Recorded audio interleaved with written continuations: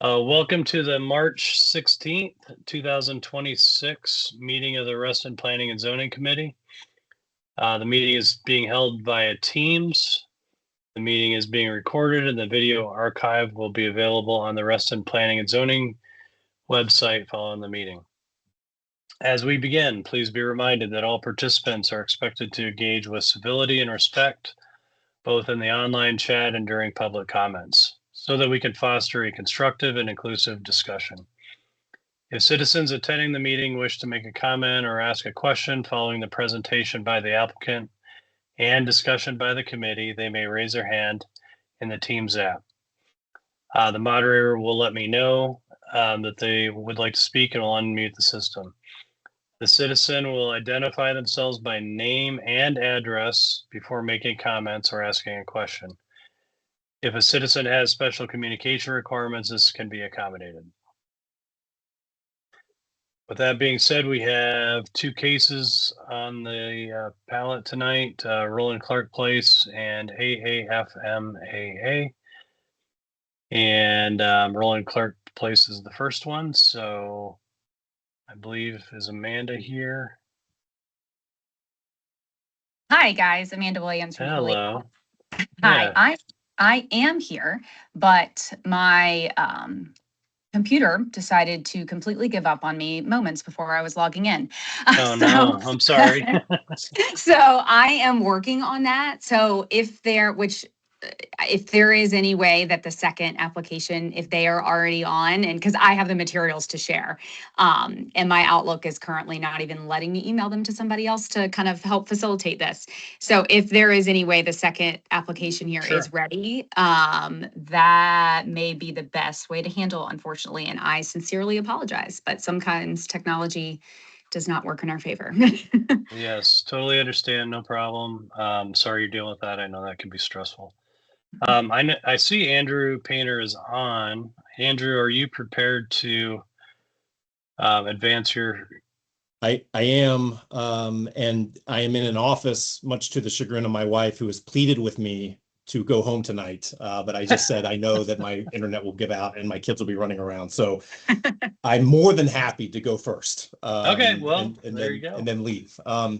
Thank you very much. And I just messaged Mika Gelfond Gross, who is with EYA as well. She's a senior development manager. She's actually doing one of her classes right now, and I just texted her, so hopefully she'll be joining. But I did see that Jack McLaurin, who is a senior vice president of planning and design with EYA, is here. So what I'm going to do is I'm just going to launch into sort of my sort of summary, and then hopefully Mika will be able to join us, and then we can have a discussion. I know that joining us also is Zach Fountain, who is a planner with Walsh Colucci, and then I do see Jacob Johnson, who is a civil engineer with VICA. He is here as well. So hopefully, I think that's everybody from our team that's thus far joined on. So let me go ahead and share my screen if I can. See, and I do hope that everybody is safe and happy. Let's see. So far, so good. Yeah.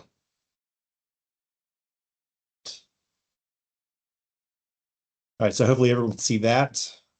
Just going to widen out my screen. There we go. So hopefully that all works. So this is about the AFMA project at 1850 Old Reston Avenue. We met with Planning and Zoning in September to provide sort of an introduction. We have since received several rounds of staff comments. It has been a very intensive set of discussions and negotiations with staff. And Commissioner Carter has been involved in a lot of those as well. So we appreciate his thought. We thought it was beneficial to return at this juncture, both as a check-in and also seek the benefit of the committee's thoughts. Just for everyone's edification, we are scheduled to appear before the Planning Commission on May 6th. So we will be back before you in April as we sort of hone in on the sort of the final issues. Just by way of background, this is an approximately 5.19 acre site, and you can sort of see where it's located. It's just north of the W&OD Trail, just east of Stratford House Condominium. You see Reston Parkway over on the left-hand side. and it's right along Old Reston Avenue. The site is improved with a two-wing, three-story office building that was constructed back in 1986. There is a non-historic garage and carriage house, what we call the carriage house. And the centerpiece of the property, of course, is the A. Smith Bowman House, which is a circa 1899 structure that is not located in a historic overlay district or listed on the National Register, but it is listed on the county's inventory of historic sites known as Sunset Hills. There is also a brick wall that is up to the northern part of the property, and then it turns into a CMU cinder block wall towards the south part of the property. And then at the southern end of the property, there is the historic gazebo and the stormwater management pond as well. Old Reston Avenue, as you all know, is designated as a Virginia State Scenic Byway due to its proximity to historic resources. And I think when you drive through this area, you can see the vestiges of the original town of Wheelie. Many of you all know the distillery building, which has recently been listed for sale, is unfortunately not in great shape, but that is across the street off of our property. And then you can see American Dreamway and the future townhouses that are coming out of the ground there. All right, let me just advance the slide. And here are some of the images of the house. You can see the 1899 building, the Sunset Hills and the A. Smith Bowman House. You can see the white brick wall. And then in the upper left-hand corner and in the lower left-hand corner, you can see the circa 1986 office buildings, which were constructed. And this building has been used as an office building since that time as well. Comprehensive plan. It's interesting. The plan itself supports the use up to a 0.64 FAR, permits office and/or residential use of the property. Right now, it's of course being used for office purposes, and we're proposing to use it for residential. It does say that the A. Smith Bowman House and the historic gazebo and pond should be preserved. The last bullet point, that new buildings should be sensitively sited in relation to the Bowman House, is actually a vestige of the prior version of the comprehensive plan, which since the 1980s went through sort of painstaking detail and spelled out a lot more design suggestions and things like that. But those were eliminated with the 2023 update, I think in response to what was approved on the property when we were trying to simplify things. And I'll go through that here in a second. Prior approvals back in 2007, George Kafori came through and received approval for the hotel project, the Linden Springs condominium and residential condo project. And then in 2009, the American Armed Forces Mutual Aid Association, or AFMA, purchased the site. They painstakingly restored the house and the gazebo, restored the cinder block and brick wall. They maintained the land and the trees, and they received approval. And this is a background about AFMA, but I think we went through this last time. But they received approval for redevelopment of the site with a two-wing office building, a little over 145,000 square feet, about 50 feet in height. Very modern looking building. Clearly the A. Smith Bowman House was preserved, and then you can see between the A. Smith Bowman House and the one of the wings of the new building, we were proposing a formal garden to complement that house. We had a commitment to some public art on the project or on the property, but AFMA did not want to have any public use or access of the property whatsoever due to security reasons and the mission of the organization. What we ended up doing instead is providing a $20,000 contribution to Nova Parks to provide some upgrades along the W&OD trail. So think fitness stations, restoration of a historic marker, some landscaping and benches. But that was sort of our way to sort of check the box at the time, since we weren't providing any urban parks framework space, publicly accessible space on this property. As you can imagine, AFMA's needs have substantially decreased. The approved office building is simply not viable anymore.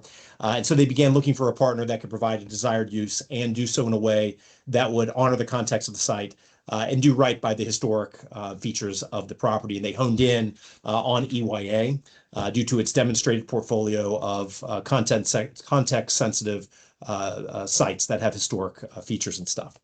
So what we showed you previously was this sort of preliminary concept, which, this is kind of a rough sketch of what we went in with initially, but we set forth a series of design drivers. One was to preserve the historic elements of the property. One was to preserve view corridors, not just from Old Reston Avenue, but between Old Reston Avenue and the gazebo. That is something that was clearly not done with the existing office approval on the site. To accommodate adjacencies, we have the W&OD Trail to the south, we have Stratford Condominium to the west and to the north, and of course we have Old Reston Avenue to the east. So thinking about building heights, tree preservations, pedestrian connections around the site and through the site is very important. And then to have a unified architectural expression with something that would complement the existing structure, not compete with it, which I think is a deviation from where we were with the 2019 approval that's currently existing on the property today.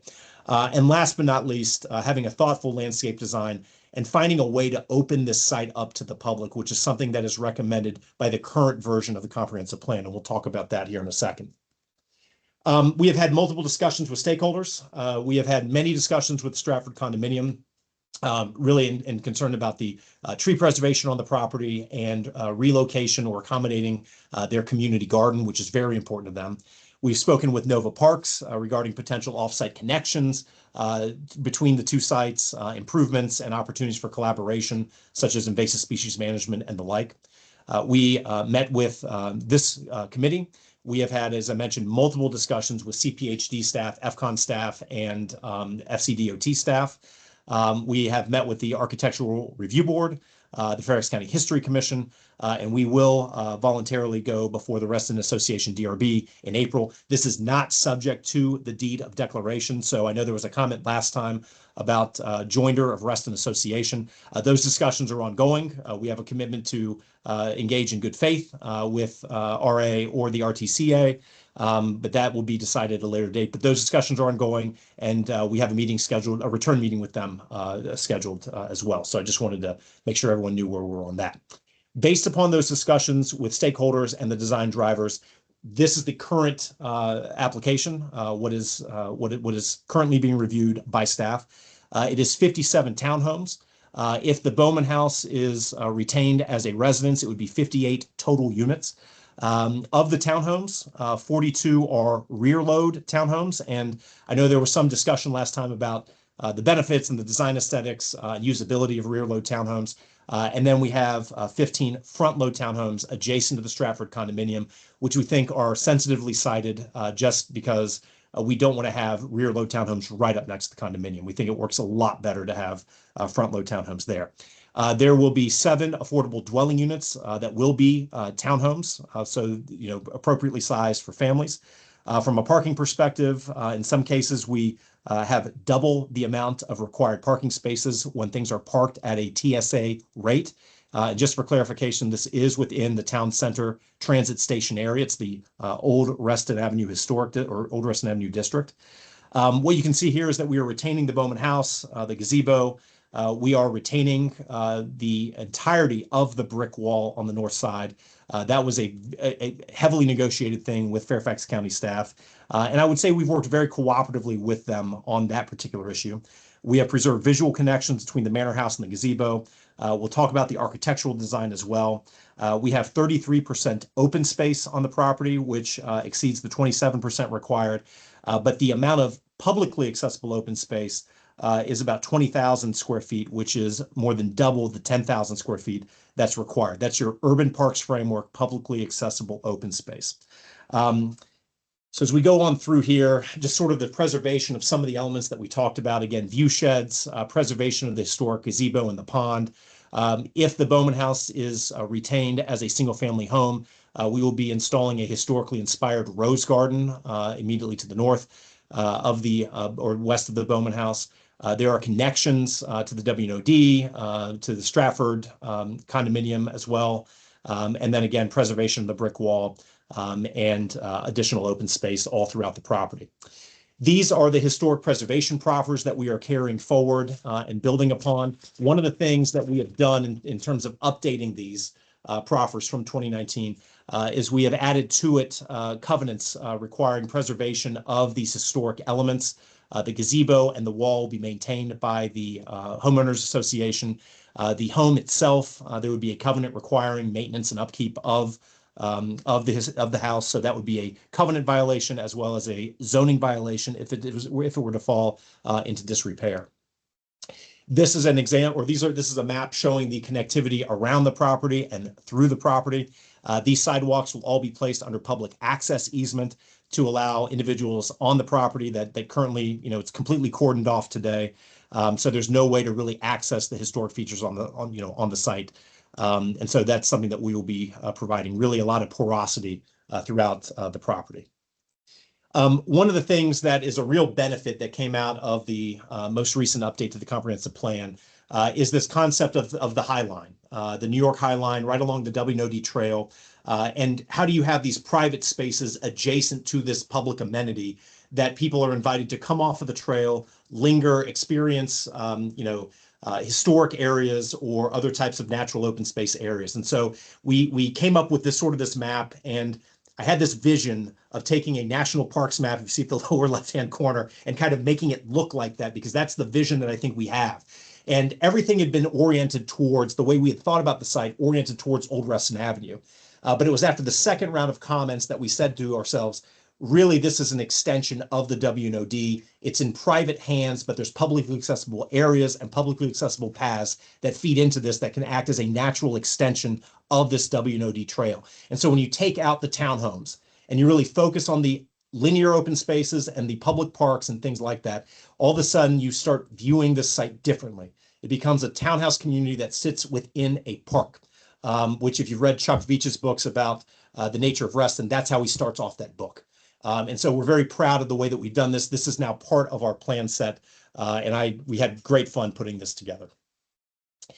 Some of the comments that we received from Fairfax County staff to let you know what we've worked on.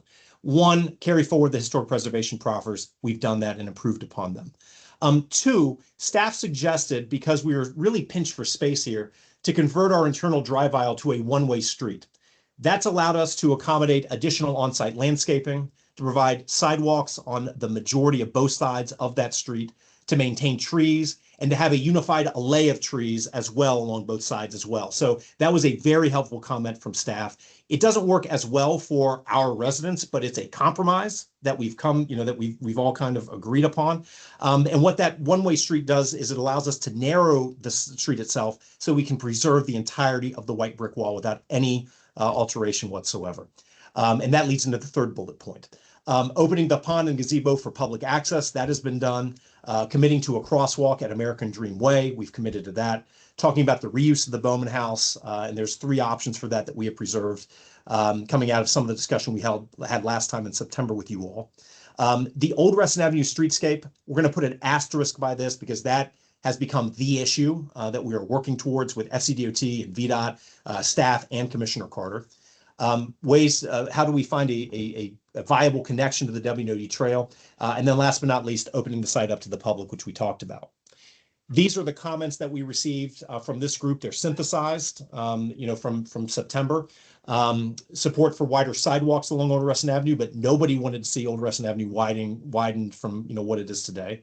Providing a viable connection to the W&OD Trail, strong visual connections between the historic assets on the property, maintaining mature trees, adding new plantings, making sure that the historically inspired garden uses native species, complying with the comprehensive plan requirements for environmental and stormwater, which we're happy to talk about because we've had some difficulty there. Third-party certification for the townhomes for green building, committing to all electric appliances in the townhomes, which we have done. Ensuring sufficient rear alley widths, which we have done. In some cases, these alley widths now are wider than what we've done with alleys elsewhere in Fairfax County projects for rear load townhomes. Commitments to affordable housing, ensuring sufficient resident and visitor parking, continuing the discussion with Reston Association about joinder, and then making sure that the Nova Parks contribution, which we don't really have to do because we're providing, the whole reason for the Nova Parks contribution in 2019 was because we weren't having any on-site, publicly accessible open space. Now we have that, but we've still maintained that contribution, but limiting it to Reston, and then in particular, this section of Reston between American Dream Way and Reston Parkway. I'm going to breeze through this. We can come back to it, but just in the interest of time, we've worked hard on the preservation of the white brick wall and what the new wall seeks to look like as you go down Old Reston Avenue. We have architectural inspiration that we've worked very hard on to sort of complement and draw inspiration from the various elements of the existing structure. I don't think there's going to be any project in Reston that quite looks like this, and we're very proud of that. And then the future of the Bowman House, maintaining the optionality for either restoring it as a single-family home, which is what the Bowman family used it for, maintaining it as an office use, which is what it's been used as since the 1980s, would require no modification essentially, or turning it into a clubhouse. Staff really wanted predictability on this. We're keeping the options open because we think any one of these could work. There's benefits to all three of them. We have a preference and whatnot, but I think we have to have time for those discussions to be ongoing. And the last bullet point on this is it's going to be based upon compatibility and ownership and financing and market considerations as well. So we can go into the Bowman House and its future, but those are the three options. Again, residential, single family, office, or a clubhouse. And then some of the images, just to walk you through the updated images. This is looking from the W&OD trail due north. So you can see the gazebo on the right-hand side, and you're looking straight up through what we call the Muse area from the W&OD trail at the A. Smith Bowman House. This is looking at the northernmost entrance where you enter into the site today. So there's basically a parking lot everywhere you see, buildings. You can see the preservation of the wall, the one-way condition of the street, and it starts giving you a hint of the dual alley of trees that we have, that thanks to the narrowing of this internal spine road, we've been able to provide.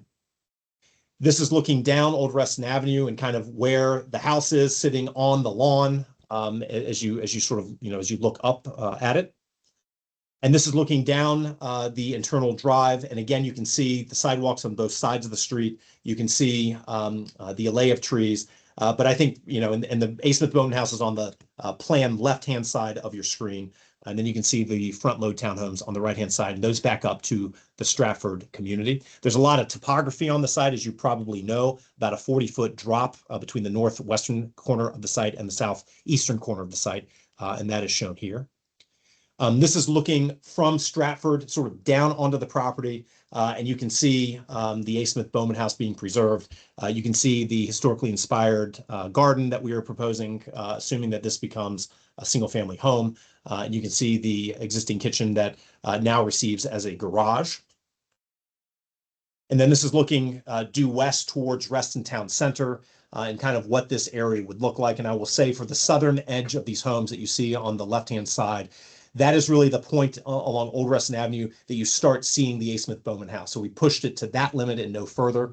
And you can see that we are rebuilding the non-brick portion of the wall to match going all the way down Old Reston Avenue. And this is kind of what it will look like. And I will say that the streetscape in particular for Old Reston has been the most difficult, complex set of discussions with staff about what it wants to look like. What is shown here is what staff, after much discussion, came back with as a Reston-specific streetscape. We held a very productive meeting with FCDOT, FCON, and VDOT about 3 weeks ago, and we are looking at alternatives to this. But for right now, this is what we have proposed. It's what staff has wanted. And again, I know Commissioner Carter has had some thoughts that he has shared with us on that, so it's not really a done deal at all. This is looking up Old Reston Avenue from near where the pond is, if you were to look into the site at the southern entrance. And then this is what is approved today, which shows basically a straight 5-foot sidewalk, kind of typical landscape amenity panel, nothing special, but that is what the existing approvals on the property are today, assuming redevelopment of the site with the two-wing 145,000 square foot AFMA headquarters office building. So that was added in 2019. Not a lot of thought went into it, and I was the zoning attorney at the time, but this is pretty much just straightforward, 5-foot sidewalk. And we've had discussions about whether we even need to have a 5-foot sidewalk right along the street, or we can route it through the property itself.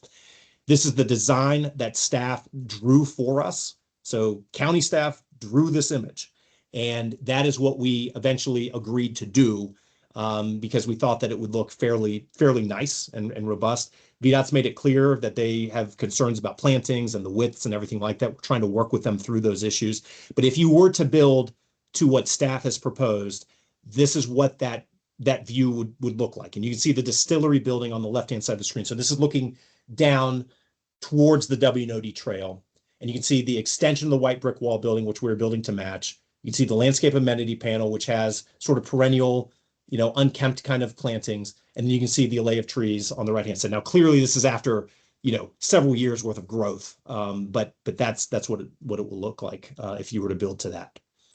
So in conclusion, I know I've yapped at you a lot, but there are the project benefits. We can talk through each of these, but there's clearly historic preservation benefits. We are very proud of our open spaces that we have on the site. And mobility and accessibility really is second to none about opening up what is today a private site that no one can access with substantial historic features that goes back to the original history of Reston and allowing people to come onto the site and experience them. And then we have a series of environmental stewardship things too. And we appreciate the comments that we received even as late as today about some of the environmental things and aspects, things like that. So I'm going to pause here. Mika, is there anything that you wanted to add before I stop sharing my screen and we open it up to questions? No, that's great. Thank you, Andrew, and thank you all for your time. We look forward to answering any questions you may have. Okay. Thank you very much. That was a great presentation, Andrew. All right, I will open it up to the Planning and Zoning Committee for comments and questions. Looks like Lynn, you are number one. I've got to keep that trend going.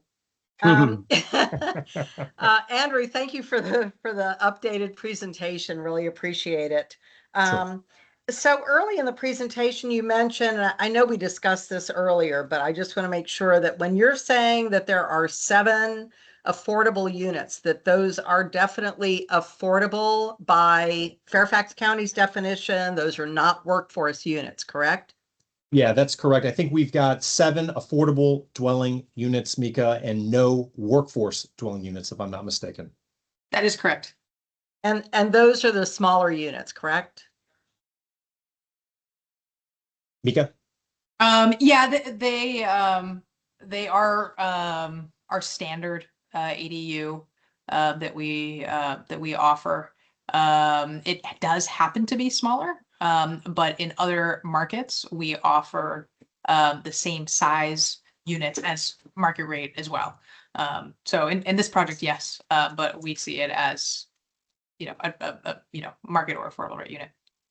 Okay, thank you. And when you're talking about the ideas that you all had for the future of the Bowman House, and I know you said that you're looking at getting more input from folks. But you said you do have a preference. Could you share what your preference is? Yeah, maybe it's not so much a preference as it is, this may be where it ends up. But let me go back to that screen and just have a couple preliminary comments and then turn it over to Mika.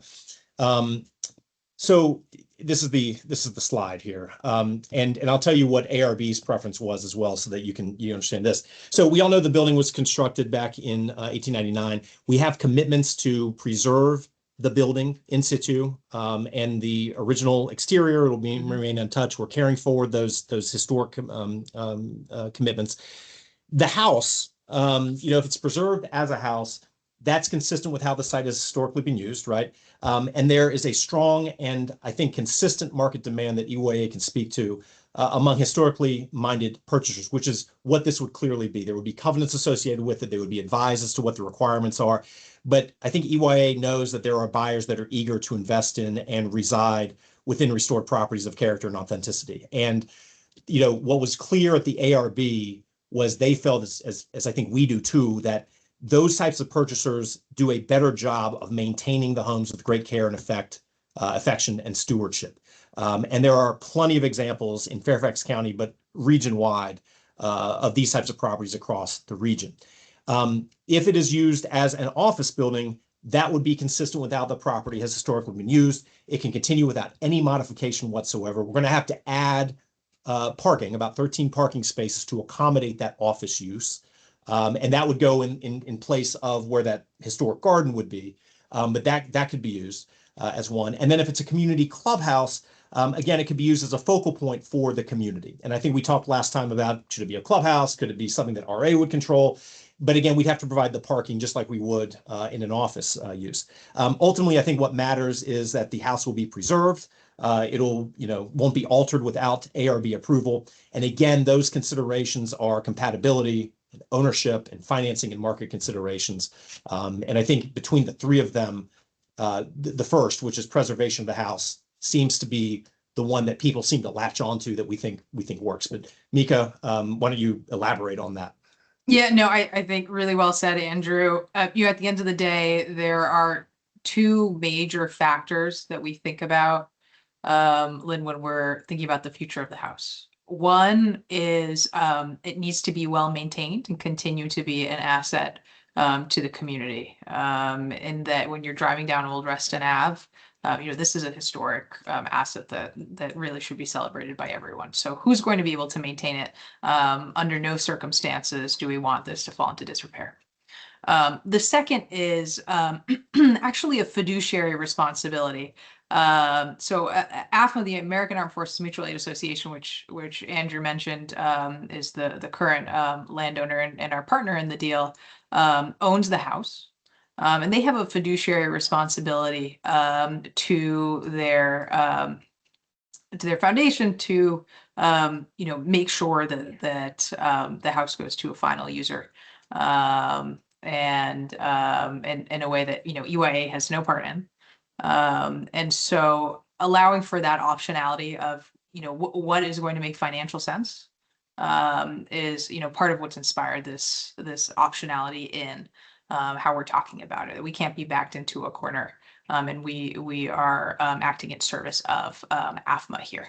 That being said, I think there's a very high likelihood that I won't say certainty, but a very high likelihood that it will be going toward ultimately a single family buyer who falls in love with the home and the community, and its spectacular proximity to Reston Town Center. And so that's what we're planning for, but we just need contingency planning even so. Okay, I appreciate that. I just have two more questions and I'll be done. So I know, Andrew, you said that, you all addressed some of the comments that you received at the September review before Reston Planning and Zoning. And, I'm sorry, but I still remain very much not a fan of the rear load entries, as you know, and I don't know if you can, maybe take a look at some of the structures that were approved over at Reston Town Center, at Market West. Those certainly have a much more, to my eye, appealing symmetry. But yeah, I appreciate that you've widened that road in the alleyway. But, I still am not a big fan. And I think that, if you're going to be looking at, you're going to the photo of the rear load, I just think that, in terms of the look and feel of Reston, it's just me. I mean, I'm probably a minority on the planning and zoning, but I do need to, consider the fact that I did raise this as a concern in the September 2025 meeting. And then the last thing that I'm going to say is, given the historic nature of this site, I really, really do think that whoever comes in and builds this has got to be a member of Reston Association. It would be criminal for that not to be a requirement. So that's all I've got to say about that. Okay. Thank you. I'll take the easy one first, and Mika, I'll turn it over to you too. But I mean, those discussions are ongoing. It's got to be a financially beneficial decision, the annexation process and things like that. We've also had discussions with other residents that are in RTCA. They're like, don't join RA, join RTCA. So like, we've got to figure that out and thread that needle. And that's not going to be something that we're going to figure out. RA was here first. I hear you on that. I'm with you. And then on the rear load versus front load, yeah, I mean, I was raised in front load townhomes, and that's kind of what I knew. This is a product that really came through about 20 years ago. Obviously, it's a space that EYA works in very well, and has been well received in the marketplace. I hear what you're saying, though. But Mika, I don't know if you want to speak to the marketability of it, but also just from a layout perspective, it's a lot less land intensive, which is good. But Mika, if you want to speak to either one of those. Yeah, no, Lynn, I really appreciate your comments and you know, we try and make everyone happy and unfortunately we can't always do it and we do our best. You know, I think that here and understanding some of the context for Reston, we do offer those, if you can see on the screen, E, F, and G on the top side of the screen, those are front-loaded units. So we do have a little bit of a mix. Andrew's right, you know, EYA has a 30-year history of having a lot of success with rear-loaded townhomes. We understand that they will not appeal to everyone, but there is a market for them, and we have other projects in the county and also in Reston, Reston Station being another one that has this product. You know, some reasons why we like it is, and especially for a site like this, being able to have the garages on the rear means that there's more of a walkable and pedestrian forward experience in the front of the homes. And we're able to be more efficient and therefore prioritize the space in the open space. And that's how, for example, we can provide the view shed from the pond and gazebo to the historic home. So, you know, it's not a panacea, but that's some of how we think about it. But I really do appreciate your comments and I take them to heart. Well, thank you. I appreciate the responses. Thank you. All right, thank you, Lynn. Amy Andrews. Hello. Just one quick question. You had mentioned the one-way, that you were going to do it as a one-way street. So just as far as the flow, so will the kind of quote unquote entrance then be at the entrance by the pond, and then you go in that way and then you exit further down? Okay. That's exactly right. Yeah. And, Okay. you know, before that, we had a two-way configuration. Staff has, what's driving this really is the tree preservation along the southern part of the property next to the WNOD trail, because staff is insistent upon having a sidewalk along both sides, which to us seems over-engineered because we have adequate pedestrian circulation around the site, but we decided to narrow it because it also gave us narrower entrances at the at the front, especially at the northern entrance where the brick wall is. And then we have been able to provide sort of that two-way configuration, additional space for trees. So that was actually a very good suggestion by staff. Okay. All right. Thank you very much. Yep. Oh, hey, Katie, before you go, you had raised an issue last time about connecting to the WNOD trail. I just want to let you know we're working on that right now too. So, you know, right now we were showing down here at the southern end, it running along Old Reston Avenue, then looping into the WNOD trail. Staff actually suggested that we look at something kind of right where my cursor is. I don't know if you can see it. That's directly in front of the Muse. So those discussions are ongoing, but we're going to leave open different options, and then that provides additional time for us to work with Nova Parks about what they think should happen too, and we can do that at time of site plan. So I just want to let you know that's in progress right now. Yeah, and Andrew, that's a great one to bring up too. I'll just interject. Part of why we're exploring multiple options is because of some complexity for what's shown on your screen right now relative to VDOT approvals. We would need to bump out the curb. We don't have enough space where the sidewalk on the current property because of the existing stormwater pond. There's also some Nova Parks design requirements that we need to contend with, and there are also a number of utilities in that location that, you know, this project would not be in a position to relocate those for this purpose. So we are committed to making a connection, and it might just require a little bit of creative thinking in order to get us there. And we're going to run both to ground and see which of the two makes the most sense. Okay. Thank you. Anything else, Amy? Okay. Thank you very much. Jeremy Mack.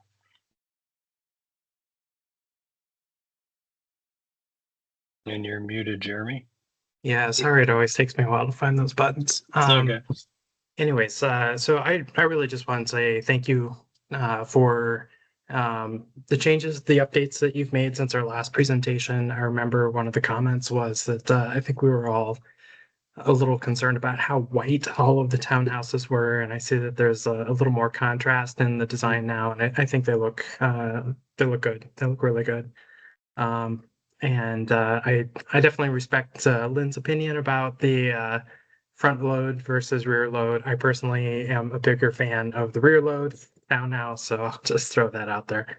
But as Mika noted, it's kind of everybody's going to have their preference. But I do like the fact that you've got the rear load along the main street that runs through there. I think that's a better facade to look at, people's front doors instead of a wall of garage doors. And I agree. I think that single direction road was a good thing. I think it helps with the circulation and parking counts and just getting everything to fit in the site a little bit better. So, yeah, all that just to say, thanks for picking up the changes that the wall. That was the other thing, is that I remember at the last time this was presented, I think we all had some concerns about that wall and the trees that are along it. It looks like you guys have addressed that as well. So thank you for that. Yeah. And, and Jeremy, you had also, I think, raised an issue last time, if memory serves, about visitor parking. I just want to let you know, we're not seeking a reduction in parking or visitor parking, anything like that. And we've tried to find additional spaces closer to the units.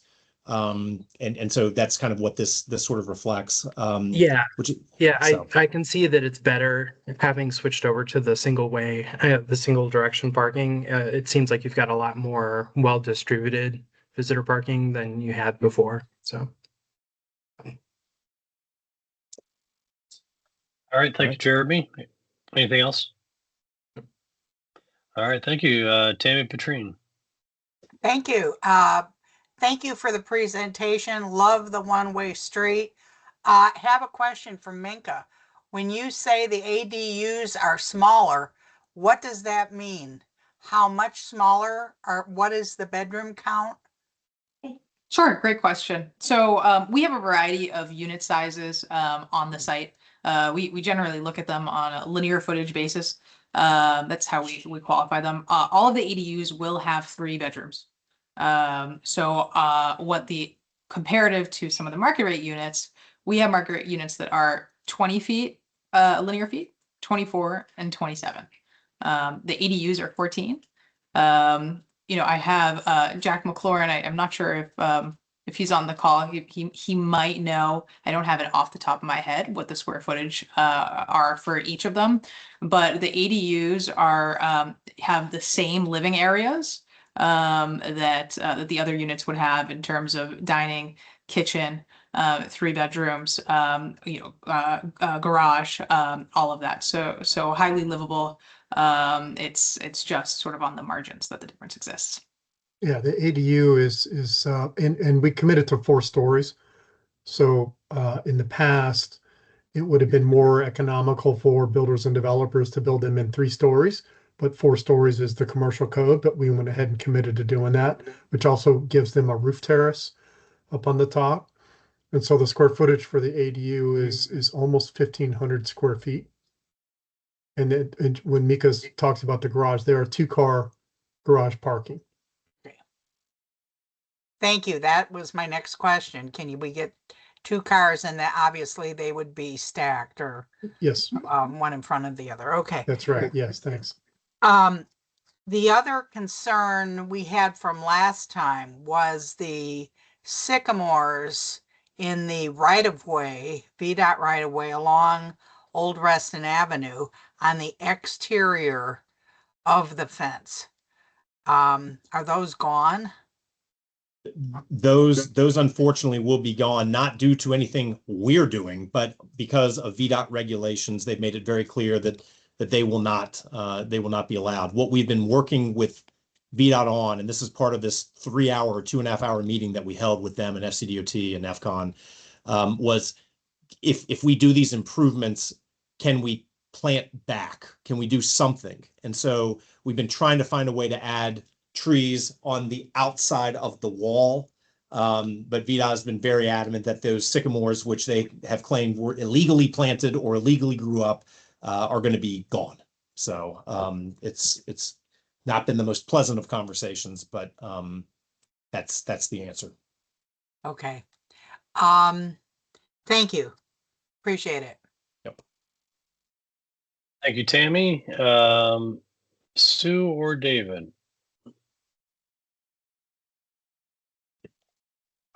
Thanks, John. I've got a couple of questions. Tammy got to one of the questions I was wondering about with the size of the ADUs versus the sizes of the others. So that answers that question. But I would like to know why you could not squeeze in maybe two workforce units into this mix. I know that gets the percentage up to about 15 instead of 12 and a half, but this is a special site, and it would be nice to be able to get a couple of workforce housing units into this. Yes, I don't think it's something that financially we're able to commit to, unfortunately. Mika, I don't know if you want to speak to that at all, but No, that's correct. It's agreed. It's an important site. It's not really that big of a site. We have less than 60 townhomes here. So financially, unfortunately, it's just not something that we can accommodate. Okay, then just one other general comment. When you first started the presentation and showed the screen that showed the slide that you are showing now, my immediate reaction was, my goodness, they're squeezing out the old house. And it does appear to me, anyway, that those larger structures are quite close. On the other hand, your other renditions of the appearance of the exterior of the site, in various dimensions, I do like the look of the new exterior housing. I'm just concerned that you've gotten it too close to the house, too close to the main house. So if you comment on that, that would be wonderful.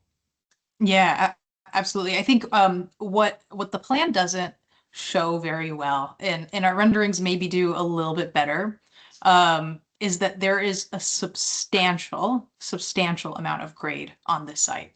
From the curb cut on the left to the one on the right, it's about a 30-foot grade change. And so what we've done, and Andrew, can you bring up the rendering? Yep. Looking up at the Bowman House. Sure. And so it's a little bit hard to see through some of the really lovely vegetation here, but we talked about how these townhomes will be 4 stories. However, from the grade perspective, because of the change in grade, the central area that we call the muse, it's sort of that part that's sandwiched between the two front faces of those townhomes. We're actually doing what we're called buried front townhomes. And so what that means is that the first story is sort of like an English basement. And now the townhomes are also purposefully designed so that, yes, they're 4-story, but on that top level, you have a roof deck amenity. And so you have it stepped back. And essentially, what that does is it creates this feeling that, for the most part, and not, not when you're in the alley, certainly, but for the lived pedestrian experience and the view sheds that incorporate the Bowman House, it really feels a little bit more like a 2-story comparison relative to the Bowman House. So what I guess I'm trying to say, David, is we're putting townhomes on the site, but architecturally and with the engineering of the site and the grade of the site, we've given a lot of thought as to how can we actually frame the historic home instead of choke it out. And I feel like we've been able to accomplish that. Well, and Okay. Mika, and just building on that too, because right now the framing of it where these townhomes are the 1986 office buildings, right? And so this provides a lot more open space, like green space, pervious space immediately adjacent to the home, where right now it's just hardscaping or parking lot basically. So from this angle, we have the mews with the array of trees and the open lawn area. And then you have the lawn that's out front, but part of it is taken up by parking. You have the area that's behind, like where the porte cochere is on the other side of the house, which is all asphalt right now that we're proposing to be lawn area. And then we have immediately to the north, the historically inspired garden. So immediately adjacent to it, I agree with Mika. The perspectives are different. It's hard to see in plan view. But I think the way we've designed the site, it's tastefully done, respectful, and it helps convert the site to one that is not quite as urban as you might have in West Market or some other place in Reston, but it's more bucolic but quieter and leafier. So, well, I will say that this is the best look I have seen for whatever would go onto this site. So, congratulations to that. One last thing. You mentioned, I believe you mentioned that you were having some issues with stormwater management. Could you go into that? And then I'm done. Yeah, and Mika, you want to highlight this too, but I'll just start off. And Mika, I don't know if you want to share your screen or want to speak to it, but the new, what we have found, and I'll just predicate this by saying that we have had multiple discussions with other civil engineering firms, like, and things, and Jacob is on here from Viking, he can explain this too. But I think the standard as it's written, what we have found is unfortunately not practically achievable for townhomes and stacked townhomes, the sort of missing middle elements. But I will say that even though that's not the case, what we are proposing is substantially exceeds all other Fairfax County projects on this particular site and projects approved in Reston prior to the adoption of the current comprehensive plan. So, Mika, I don't know if you want to snag the screen and kind of talk to it, but we know that this is I do. And I'm going to try and be really cogent on this point, but there is some complexity and I want to try and break it down for you. So I do actually have a couple of slides to that effect. But first, at a very high level, there have been changes to the criteria that govern stormwater design on the site in the past couple of years that have made the current requirements really unachievable. And in particular, the issue is phosphorus removal, which is essentially answering how clean is the water. Phosphorus is a nutrient that if there is too much in the water supply, it causes environmental issues. So I want to share my screen and just take you through very briefly what have the changes been to try and help explain why we find ourselves in this challenging position. So I know there are a lot of words on the slide, but I'm going to quantify these changes in the next slide for you to try and help explain. So there are 3 criteria that govern the design of stormwater management on our site. The state and county code, and those are regulations. And then there's the Reston Comprehensive Plan. And that's a policy recommendation. So historically, the code has differentiated between sites that are undergoing redevelopment and new development. Redevelopment being any site that has had a structure or parking lot on it in the past, and new development is you're building on a park or farmland for the first time. Right. So this is really critical because it took into consideration the existing conditions on the site, which is a really important part as a first step in an engineering exercise. So in 2024, the Reston Comp Plan was updated to say, you know what? Forget the context. All sites must meet the new development code. And again, this is a policy recommendation, but that's what the comp plan said. Forget the redevelopment code. We only want you to focus on new development. In 2025, the county and state codes were updated to have more stringent requirements for redevelopment and also for new development. And again, we're talking about how clean is the water.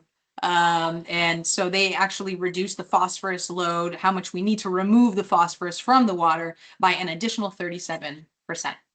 So together, what ended up happening is that the comp plan made us do only new development. The code updates made those, that sort of stringent and blind to the existing conditions requirement even greater. And that compounded creates unachievable stormwater requirements. So what does that actually look like? I want to quantify it for you. The code for redevelopment is on the left. The comp plan for new development recommendations on the right. The comp plan recommendation is almost 2.5 times what is required by code. And that's the code after the update. So on the other side, what we have proposed, we're really only, and we have tried and we have been, I've been on the phone yelling at Jacob from VICA to, can we get higher? But we can only get to 68% of what the comp plan recommendation is. But mind you, that's 163% of what is required by code. So if we contextualize this with other sites, then we're looking at the phosphorus removal. The code is the green, what was proposed or achieved of the load reduction, the phosphorus load reduction, how much you took out of it. And then what the, if these sites, and they're all in Fairfax, but not all in Reston, if they were subject to the Reston comp plan recommendation for new development, you can see that a similar story exists. Right, that what they achieved was greater than code, but still substantially less than what the new comp plan recommendation is. And then if we try and level that across the board, we look at it as a percentage basis, we are at 163% of the removal for the phosphorus that's necessary, which is more than sort of this comp set that we've identified. To put it in a qualitative way, as a final thought, if you were to replace a parking lot and you replaced it with a park and you treated 100% of the park in bioretention or high efficiency filters with other stormwater management facilities, it still would not meet the comp plan guidance. And so we're trying to do our best to meet what we believe is the intent of the comprehensive plan, which is to say, be a leader in stormwater management. But we are certainly there, both in terms of relative to the code, and also relative to the comp set.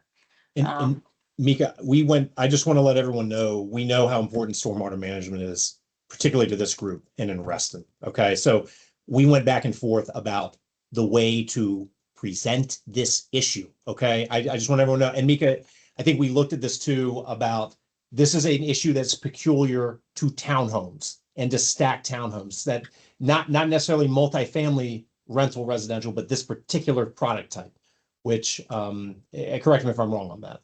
No, that's correct. You have more flexibility with the multifamily in order to do more treatment on the roof in particular, which we just don't have here. So among other things, but it is quite an acute issue for townhomes. That's correct. Ta-da. Gracious. Sorry. Yeah, it hurts. So, okay, just maybe I'm being a little thick here, but no, it's complex. Okay, if you are trying, but you don't. It doesn't appear to me, even from your graphs, that you're meeting neither the policy or the regulation. Is that right? The regulation we are exceeding. So we are 163% of the code requirement. But we That's fall. the new code? Yes. Yeah. You said state and county made stuff stricter, but so your box on the left of this your screen you're showing, that's the current new restrictive code levels, right?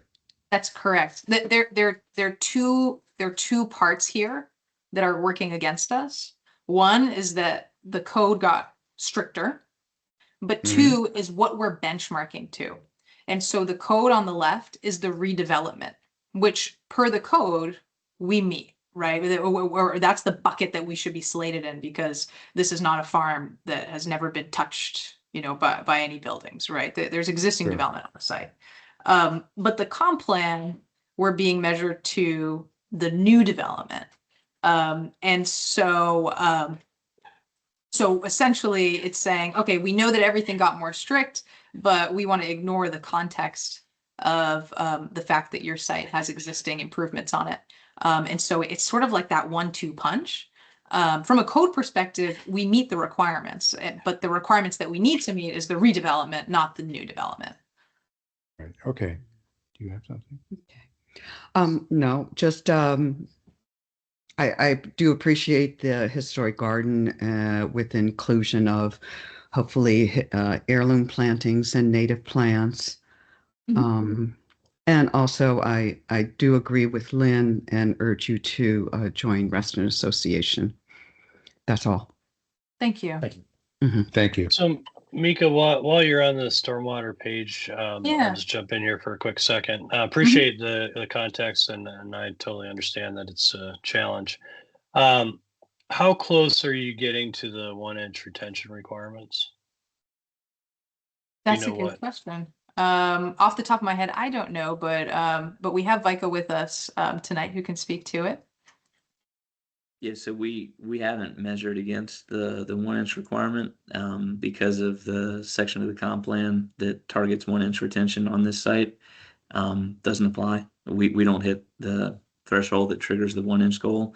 What I will say though is we are proposing facilities that do provide retention. So it would certainly be possible to quantify that number.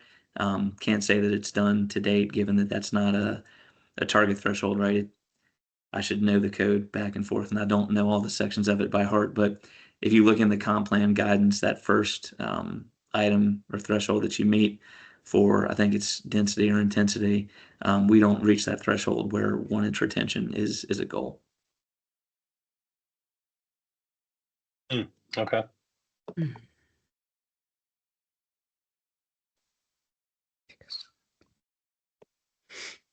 All right. Thank you, Steve. Let's see, Matt Stevenson. Thank you, John. Apologies, I didn't make the last meeting where this project was originally presented. So I've held back on any comments. It sounds like you guys did a good job, though, of addressing the comments of my colleagues here. I just wanted to compliment your team on this design. I personally agree with Jeremy. I'm a big fan of the front-loaded townhouses, especially along residential streets. I think they provide an opportunity to create a much more pleasant walking streetscape for pedestrians, while tucking the parking and the HVAC units and that sort of thing kind of between the buildings and the alleys. So I think they look a lot better. You don't have these kind of big car holes in the front of them. You can have much more proportional windows and front doors and kind of front porch conditions and that sort of thing. But I just think this is a well thought out plan, and I just wanted to say good job. Thanks very much, Matt. Thank you very much. Thank you. Thank Hey, you, Matt. Matthew, I just want to chime in. Thanks for the compliment. But just even better, we put our AC units up on the roof, on the upper roof. Oh, you do? So Okay. they do not get cluttered in the alley. Alleys can be very utilitarian, but for quite a while, we've been putting them up top, and we use high efficiency side discharge units, and we locate them on the roof so they're not in view from the public realm. We're very Excellent. strategic So about are those basically in the roof deck area? No, they're on the upper roof. So they would Okay. not be, homeowners wouldn't, they're not in the same space that they're occupying. And if they need to be serviced, you just lean a ladder from the terrace up on the upper roof. And, these side discharge units are very light, and, they're getting smaller, which is really good. Thank you for the clarification. Yeah, I wanted to throw that in there. Thanks. Thank you. Thanks, Matt. Katie McLean. Hey, good evening. Hey, I just have a couple questions. If you go back to the pictures where you see the rear loading townhomes, my question was, it looks like there's some at the very end that are off center, they're kind of a little go back. Oh, do you mean the plan view? Yeah, the plan view. So here's my question. The ones at at the very end, I think that there's 3 of them that they kind of they're at the end of every alley. Where does somebody turn around? Because it doesn't look like there's any driveways on those rear entry units. So suppose I'm not going to the one all the way at the end that like you just drive right into their garage, I'm assuming. How do you turn around? How does like a truck or, like, can I make my, I don't know, my van or my SUV or something like, maybe you can pull up a picture. Do you know what I'm saying? Do you know what I'm Yeah. asking? No, I think it's, am I not sharing my screen? And so Mika, these are the, alley blocker units. And so these are units Yeah, that there's we, like 3 of them. Yeah. Yep. And generally you would pull in and either, use, And there's no driveways. Like, so if I get down there and I'm like, oh, I missed my, I think he must be in the other alley or whatever, or how do I have to like back all the way up out of the alley to get out? generally, yeah. That you're ahead, Mika. Yes. Yeah. I mean, number one, the homeowners learn how to navigate, and the end unit closest to that long unit, like Andrew said, we call them alley closers, is of a size, it's of a larger size that has a wider driveway on the left to right dimension. And the homeowner would use that extra turning maneuver ability. And is it a 2 or 3 point turn? Yes, honestly it is. If a visitor were coming errantly into the alley, then you're right, they would have to back up all the way because they're not going to understand how to navigate, the multiple turns to get in there. For trash trucks, they typically back into the alley. We use our own trash service, our private trash, and sometimes they're smaller trucks, sometimes they're not, but they get used to it. They go out there and do a little pre-con, and they'll typically back into the alleys and then load up. People's trash are within their garages, and then they bring them out into the alley on trash day. And our HOA documents require them to then be brought back in. I think there's a 24 hours or whatever. Yeah. I guess I'm just thinking about like your buddy who's coming over.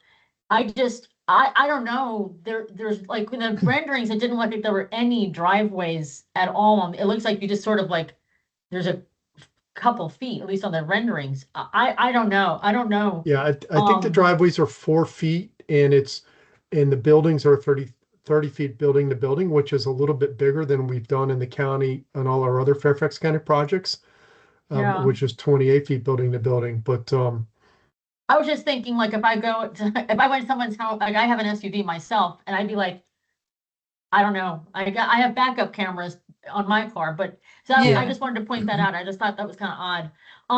Also, one thing on that, Katie, if you don't mind, if I can jump in, for the most part, unless someone is allowing you to park in their garage spot, as a visitor, you're not going to be in the alleys. There's no parking of any kind in the alleys.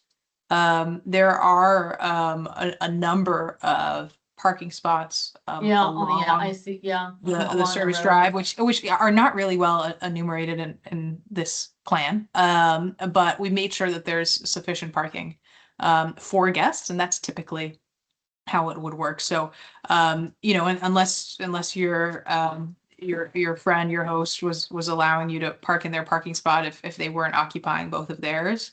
I think that individuals only might find themselves in the alley if they accidentally take a wrong turn, but for the most part, there's sufficient parking outside of the main alleys. street. Yeah, absolutely. Okay, and then I think Andrew pointed out earlier about the connection to the trail.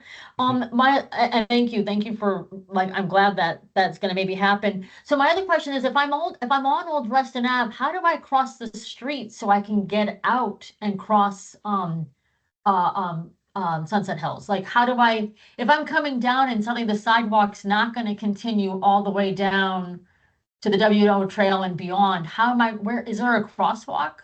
Yeah, great question. Well, it's not shown on this plan. We've workshopped it since this iteration, but there will be a crosswalk that if you see the building A, it's sort of on the right. Yeah, where the mouse is here. We're proposing a crosswalk there. Now, what I will tell you is that's of course subject to VDOT approval. Yeah. Something else that's not shown on this plan is where the WNOD trailhead is on the very far left side. There's a crosswalk there as well, and the not on our side of the street, but the other side of the street has a continuous existing sidewalk. Yeah. So there will always be ability to have some circulation. The VDOT concern is a mid-block connection, but also being the required distance away from another crosswalk. So we've had preliminary conversations with them that seem fairly positive. And we've thought about exactly that issue and plan on proceeding to the extent that we get approval for that. Okay, and then on the home, on like the large, the current historic home, I know you said something about maybe RA, you'd want RA would take over. I think that's what you guys said. It was like one of your options. I guess my question is, so when do you all figure out if you're selling it as a home, if you're keeping it as a company, or like, corporate offices for some other corporation? Is that going to be before this is developed and sold to prospective buyers, or like when does that need to be figured out? That's a great question. So in the clubhouse scenario, it would be a private clubhouse only for the residents of the site. We don't think that that's the most viable solution. I think that the other two are more likely. And I don't want to give you a non-answer here, but it sort of depends. We need to market the home and see how it does in the market. And once we do, we have some fish that are biting for the single family scenario, which we anticipate being the case. Then we'll move forward with that. It will be approved with the optionality and the entitlements. And when we go through final site plan, we're going to need to make a judgment call, and as a baseline, we'll proceed with the single family home option. If we need to course correct because sales are, not moving in the direction that we expected them to, then we have the ability to do so. And, understanding that everyone, including us, want clarity on what this is going to be and when. Ultimately, we need to give the process the time to breathe. So that we can ensure that, the ultimate buyer, whatever that use might be, can step up and be a good steward of maintaining the home. So yeah, that makes yeah. sense. So will Yes. it be before it's actually started to go for sale? Let's just pretend before there's prospective buyers talking to the builder, you all are going to know what it is you're doing with that home? Hold on a sec. Before the prospective buyer, Like before, if a buyer shows up to buy whatever, something in building H, are they gonna know if they're gonna be looking at someone's home or a corporation or a clubhouse? I see. And I'm just wondering, like, how far down, I'm just curious. That's a great question. And I'm thinking about the layers of our schedule here. So, I think we probably wouldn't start marketing the home, although if anyone here knows of anyone who might be interested, please reach out to me. You have my contact information. But we probably wouldn't start marketing the home until we're closer to our site plan approvals. It would just be too early if someone said, yeah, I want to buy the home, tomorrow. Well, it's not going to be available for, at least another year, 18 months, right? Yeah. So once we get our site plan approvals, and probably, not too soon thereafter, we would start construction. It's around that time that we would start marketing the home. It is very possible that someone in building H or whomever, anyone on the site, might not know what the future use of the home is, based off of how long it might take for us to find that ultimate user. The baseline is the single family home. That is what we think is achievable and most likely. And it's just a matter of if there's a course correct. And of course, all that information we're going to disclose to all the buyers as they move through it. So we're trying to hedge our bets because at the end of the day, we need to make sure that the home is well cared for and is in good hands. And we won't know until we're out to market. Yeah, of course. Okay, and then final question, still about the home. So, and again, you said RA was still an option. Have you talked to somebody at RA who said, yeah, they think they want to take on this home? This was a concept that was brought to us, I think, when we went, Mika, in front of the RA, unfortunately the now disbanded RA Planning Committee, but when we met with them, it was thrown out there that we should consider it. And so we have not really broached that topic with RA, but again, I think we're keeping all options on the table. All options on the table. And I just have this- I want to sorry. speak to that a little bit. If this were a clubhouse, it would be a private clubhouse.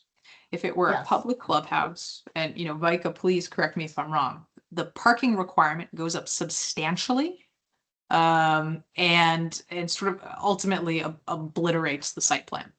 And so a public clubhouse scenario is not on the table. So then RA would not be taking it over. Our RA would have no involvement with the clubhouse. It is something that was With the house. passing. RA would have no involvement with the house. Okay. Now, if RA wanted to purchase the house as an office building and use it as their offices, then that's an option, right? But if this home is to be a clubhouse, it would be private exclusively for the use of this townhome community. Okay, well, maybe it's not a clubhouse, but I was just saying if RA like was purchasing as something, I was just sort of laughing because then, and I'm not like literally laughing, but like, because you all said you might not even join RA, and I was thinking, why would RA want to take a part of your neighborhood that the neighborhood is not even part of RA? I don't know. Yeah, at this point, and we do need to close the loop with them because we did investigate it, but there is no future of RA and the Bowman House. It's just not feasible, unfortunately. Okay, all right, that's it. Thank All you right. very, very much, and I love it. It looks really good. Thank you. Thank you for your Thank you. comments. Thank you. Thank you, Katie. Thank you, Mika. William Penniman. Thank you. I mean, I think overall it looks very good. It has been improved, and I say it looks good. The sidewalk along Old Reston Avenue, I'm glad to see it there. I think it's important. But do I understand that it's currently not intended to reach all the way to the WNOD? That is a very possible outcome based off of conversations that we would need to have with VDOT at the time of final permitting. And so we're Okay. looking, and we're looking at alternatives to get us there. So I mean, we have- I think the reasons why getting it to the WNOD would be important is one is facilitating access to the WNOD, both for people in this community and upstream. But also, if you did that, you would have an easy crossing because there's already a light where the WNOD crosses Old Reston. And third, the trees that are there, which maybe somebody wants to keep, but they block the view from people who are on the WNOD and raise a potential crossing hazard. Well, there's an existing crossing hazard. If you took the sidewalk down, you could potentially eliminate that. So I would urge you to pursue that if you can possibly do it. I think it would have multiple benefits. But overall, I think the project looks good. On looking through your statement of offers, I saw that the EVs, you as written, each buyer would be offered the chance to have a rough-in paid for at that time or a charger. And I think that's wrong. I think you should be putting the rough-in in all the units. I mean, at least one rough-in for a future charger. It costs almost nothing to do. It's a conduit or an appropriately sized cable, a relatively short distance to the electric panel with some space available, and they will all have space available. But that should just be automatic, and then offer to sell them an installed charger if they want. But the rough-in should be automatic, and there was a proffer statement by the Loft community, the Loft project development, which does provide for that. So there is precedent in there. So I would urge you to fix that. And I did send Andrew an email on that this afternoon and included a copy of the language from the Loft's proper statement. Beyond that, you have in here, several possible standards, national green buildings, earthcraft, and so forth. Can you provide just a high-level summary of what the differences are between those, and how those would help relative to the applicable Virginia Building Code? What improvements that would provide? Yeah, sure. Jack, would you be able to take us through that? Which one? I wasn't. So the difference between LEED, The various options you earthcraft. have for your green building choices, just what are the difference? You don't need to do that today. If you could just send, a list summarizing, comparing them, just so we have some sense as to what they do and how they improve things relative to what you already would be required to do under the Virginia. Yeah, I mean, I building can just code. tell. That would be I can helpful. just tell you briefly. LEED incorporates Energy Star as a part of its program, and Earthcraft does not. But ultimately, the built structure are incredibly similar. They really, really are. It really comes down to certification. LEED certifies, inspects every home. They don't do random sampling, and they certify every single home. And then Earthcraft does sampling after a certain point, and then certifies the community at the very end of the community. And that's really the difference. But the built box is incredibly similar, and then LEED incorporates Energy Star as a part of its program. So I mean, we're open to both. I mean, it's and honestly, the Earthcraft has changed providers in the last 6 months, so we're navigating the change, and it looks like Earthcraft is going to get rid of sampling. So it's a changing world as we speak right now, and we may have to revisit LEED versus Earthcraft versus NGBS. So would each of them have some significant improvements, say, in the energy efficiency or other aspects? Certainly. Relative to the building code? Yeah. I mean, the codes are catching up to the programs, honestly, and the 27 code, strangely, is kind of backing off on some of those enhancements, which, not yet adopted, and Virginia will be a little bit later than places like Maryland. But it's still a better structure than the base codes, and the IECC, which you're probably familiar with, is very robust, but it's really a matter of that inspection and certification. So blower door testing and all of that, you can't cheat when you do that. Not that we cheat, but it's more robust and from that standpoint. And will you be using heat pumps and Yes. electric appliances? Yeah, we're all electric. Okay. Yep. Very good. Thank you. Yep. Bill. All right. Thank you, Bill. Tammy, looks like you're up again. Thank you. I just want really brief compliment to your team, Andrew.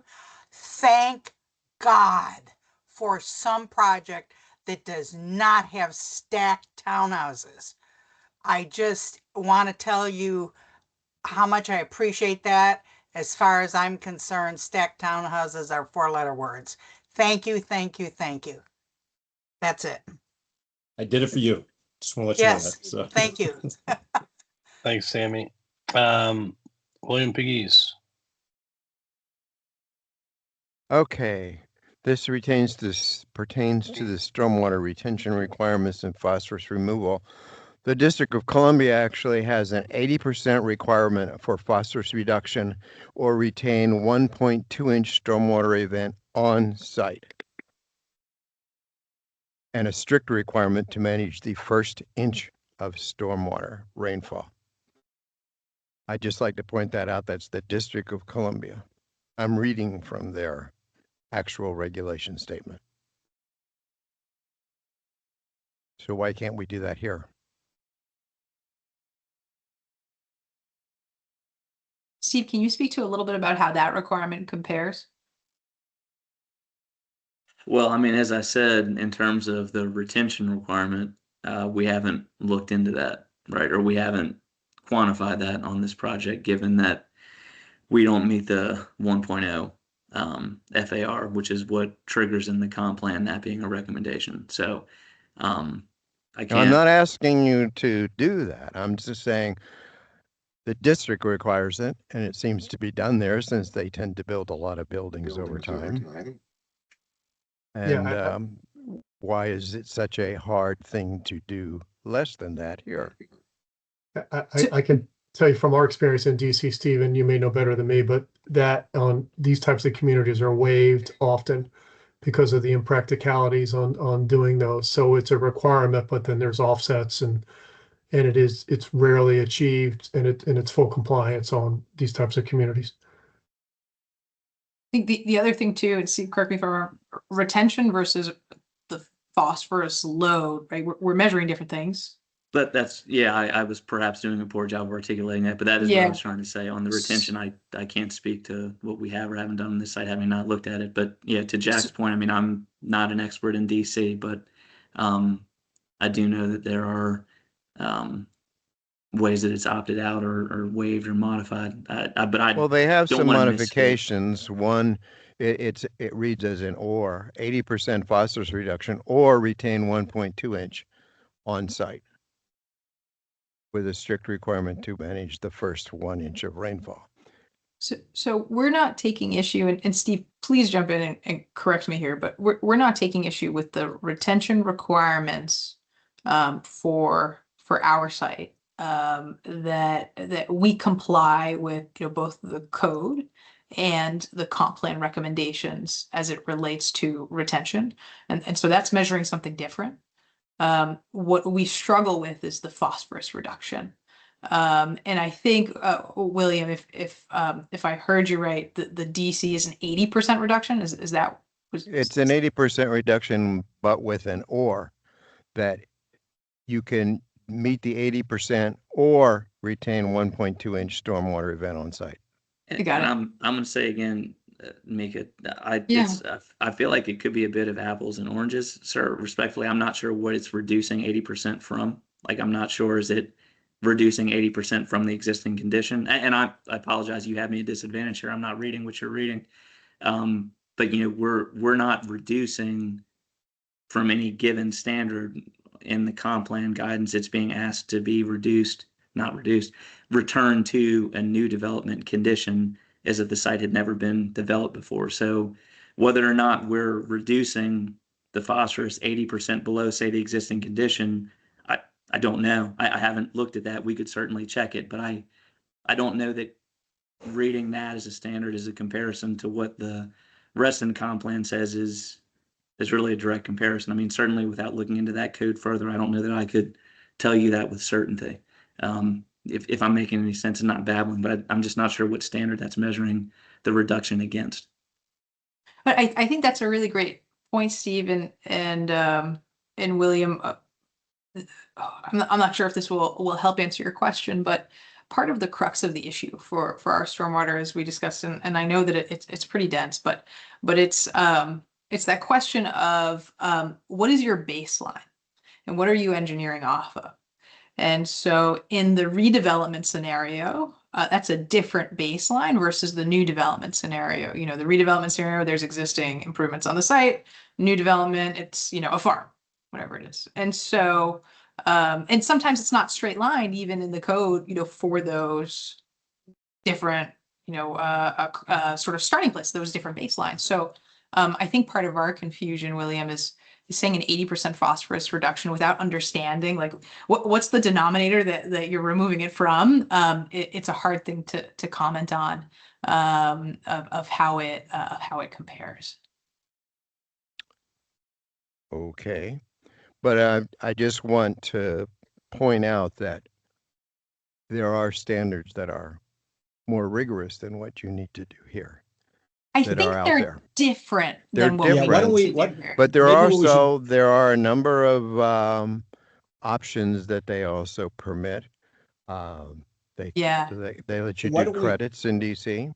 Why don't we take this back, since this is the first time we're hearing about it here live. And why don't we take a look at that, Mika, and then maybe Yeah, can, we can definitely investigate it and talk more about it. I think the last parting thing I'd say, and happy to investigate it further, William, is that, you know, part of not taking the existing condition of the site into consideration, now that the Reston comp plan language recommends that basing everything off of the new development requirement, doesn't allow for the ability to do site-specific analysis, right? They're saying that this is the requirement that everyone needs to meet, you know, full stop.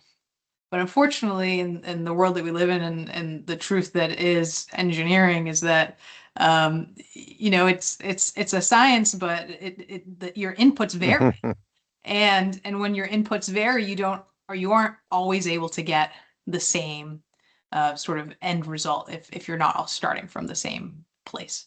And so whereas, you know, the DC criteria might allow for some certain areas of more flexibility, the way that the Reston comp plan language is written now is that the recommendation is that there is no flexibility.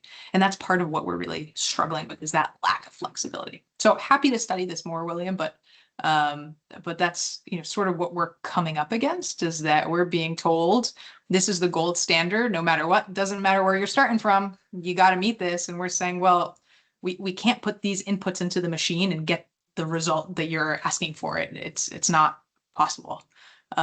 So I don't know if that helps, but happy to dive into this further. Okay. Yeah, I can give you also the actual specific DC code section numbers if you want. Because I simply looked it that would up. be great. Okay. The regulation is called 21 DCMR Chapter 5, specifically sections 501 through 547. Okay, great. We'll take a look at that. Thank you. They also have some exceptions, and they can do stormwater credits and things like that from other projects. And just so that I make sure that we answer your question specifically, you're asking, how does this regulation stack up to? Yes, the two DC? comparative things, right. Okay. As well as, you know, that's what they have to perform to, theoretically. I mean, every place, having practiced for 40 years and dealing with a lot of stormwater retention since the mid 2000s in DC, with some 400 projects around the country, that's I know it's a lot of variety all over the country with what they're trying to do with stormwater management, and it's also a very esoteric thing when you get into all the little nuts and bolts and numbers and what they mean and what their intentions are. So, but I just thought I would bring that up, that what they're saying on the surface of their regulations is a pretty strict interpretation. Okay, and just so that I can understand, is the thought that you know, let's say DC is more stringent. You know, for the sake of this conversation, it's more stringent, and we're able to meet DCs, but not Reston. Is it a question to staff of why, or you know, what's Yeah, it might point out some weak spots in the comp plan here. I see. Okay. So Mika, I'll make a suggestion on this. I really think your team has done an amazing job on so many topics here, and clearly, you know, worked really hard on these things. And you know, environmental and stormwater is a really important component of that. Yeah. And while you may not have to meet the retention, as Steve said, because not one FAR. I think this trying to accomplish something in the spirit of the comp plan, I think, would go a long ways for this committee. Sure. And so I would just investigate it and sort of come back. When you do come back, have a great, compelling story about what you did, and what you tried to achieve. I think that'll go a long way, knowing that these are maybe as written can be considered in the future, but like in the spirit of the comp plan. Sure, understood and really appreciate that. It's an important topic for us too. What we didn't share with you tonight, which happy to do another time, is we sort of fought tooth and nail to get to where we are now. Our first submission was did not provide the same level of stormwater management that we have in front of you today. And we have done a lot of that legwork already in discussions with staff in refining our designs. You haven't had the benefit of seeing what that is because we didn't tell you. So happy to investigate all of this.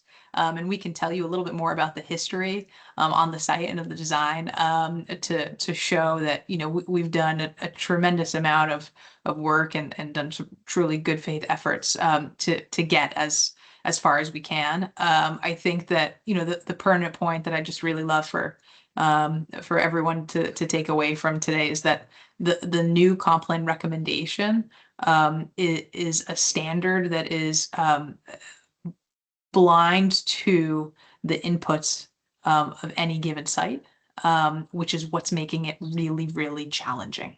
And so we are doing a tremendous, you know, best in class job, I would even say, with stormwater mitigation on the site. But if you're comparing to a policy for the sake of the policy, and policies should push us to do more, right? And it has. But if the policy is not achievable, then we're just being set up for failure. So you know, would love the opportunity to tell you the history of what we've done to date another time, and we can, you know, hash all of that out in additional detail. But it does not feel like we were set up for success in this case. Yeah, thank you. That's well put, Mika. And we understand Sure. what you're saying. Thank you. Anything else, William? Nope, that's it. Great. Thank you, Jared Zern. Okay, well, I would say, first of all, thank you for all the good work. This is a massive improvement of what was done. And now I have the unpopular suggestion that I'm going to make to you all, which you're not going to like. But would you consider in building A, there are 10 fronts that face Old Reston Avenue. It's the largest building on site from a sort of vertical run. And if you look at the overall plan, if you want to go back to that, your axis coming off of the one thoroughfare, if you were to eliminate building like 5, if you were to draw a line straight down, it's your section B and some of your other drawings, through your central courtyard, you have the 2 walkways going north and south. If you were to go straight down and connect that axis to the street, my suggestion was it actually break up the street front for people coming down. I think you did a nice job. You have like 4 buildings, then there's a gap, 3 buildings, then you have the manor house, and then you start a run of 10. And it could be an interesting design element and also maybe help you address some of your grade issues if instead of having 10 continuous ones, you actually did more of a 4-5 split. And just looking at I'm so glad you asked, Jared, because we actually have added a split that you all see in the next iteration. It is not exactly aligned as you recommended, which would be great, but because of some construction sequencing and constructability needs, it's offset a little bit. It does help us with the grade. And so you will end up having a little bit of the break. I think it's after, you know, 3 or 4 of the units if you're starting on the right side. Okay. But yeah, so we actually will be doing a little bit of that. Okay. Great. I'm looking at this one. I think there's an opportunity there. I also like the sidewalk coming off of Old Reston for somebody, then it actually could enter into more of a public space and yet somebody's private front yard. But other than that, yeah, I think it's a great improvement over what we saw previous. Great. Thank you very much. Looks like there aren't any other hands up, and I'll just reiterate, I think it's a really great plan. Done a nice job, come a long ways, great job. I agree with Matt and Jeremy too about the way you have the loading and everything. I think that's great. So I don't have any further comments. Is there anyone else in the, I don't see any other P&Z folks. John, did you want to, Mr. Carter, did you want to speak?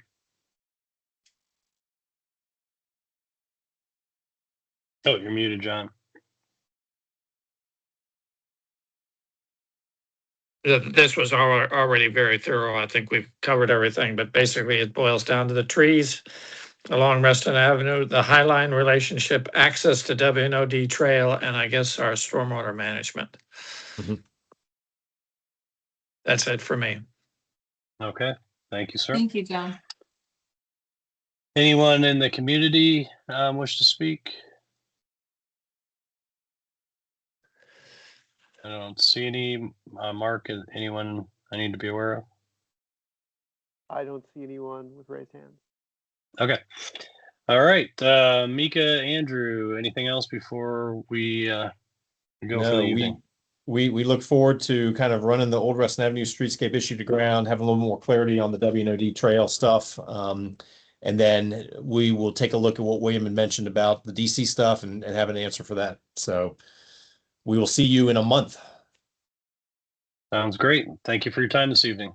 You all too. Take care. Likewise. Thanks all. Have a good night. Bye-bye. You too. Thank you. Okay. As I'm just looking at through names. Amanda, are you still with us? Yes, I am in full All right. technology, color good. sharing capabilities, etc. Okay, good. Oh, there you are. I was trying to find you on my list here. Okay, great. If you are ready, please take us away. Awesome.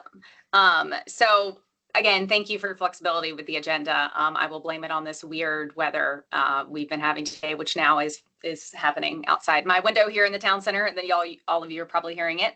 A lot of you in Reston as well. So I'm Amanda Williams, land use attorney with Cooley. Happy to be back with you guys tonight on behalf of the property owners at 1950 Roland Clarke Place in Reston. Stewart Investment Partners is the property owners to talk about our site-specific plan amendment request. Before we kind of jump in, and I'll share my screen.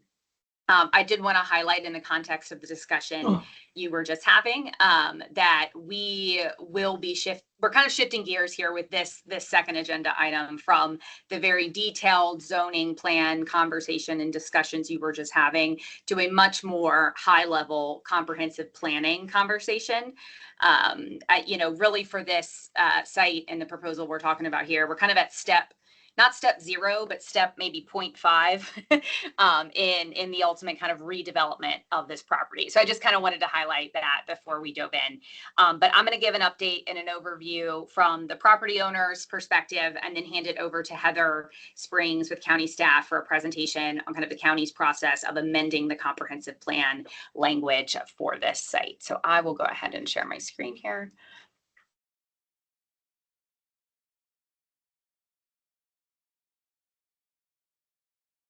Right.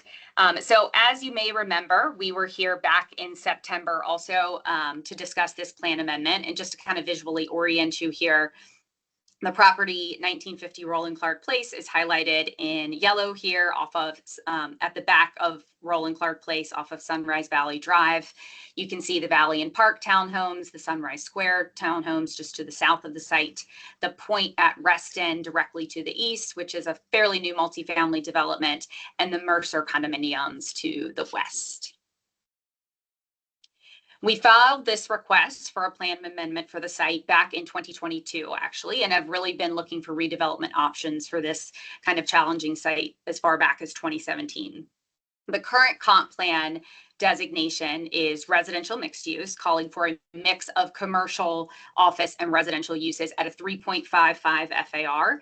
And that use mix or density just simply is not feasible for a site like this one.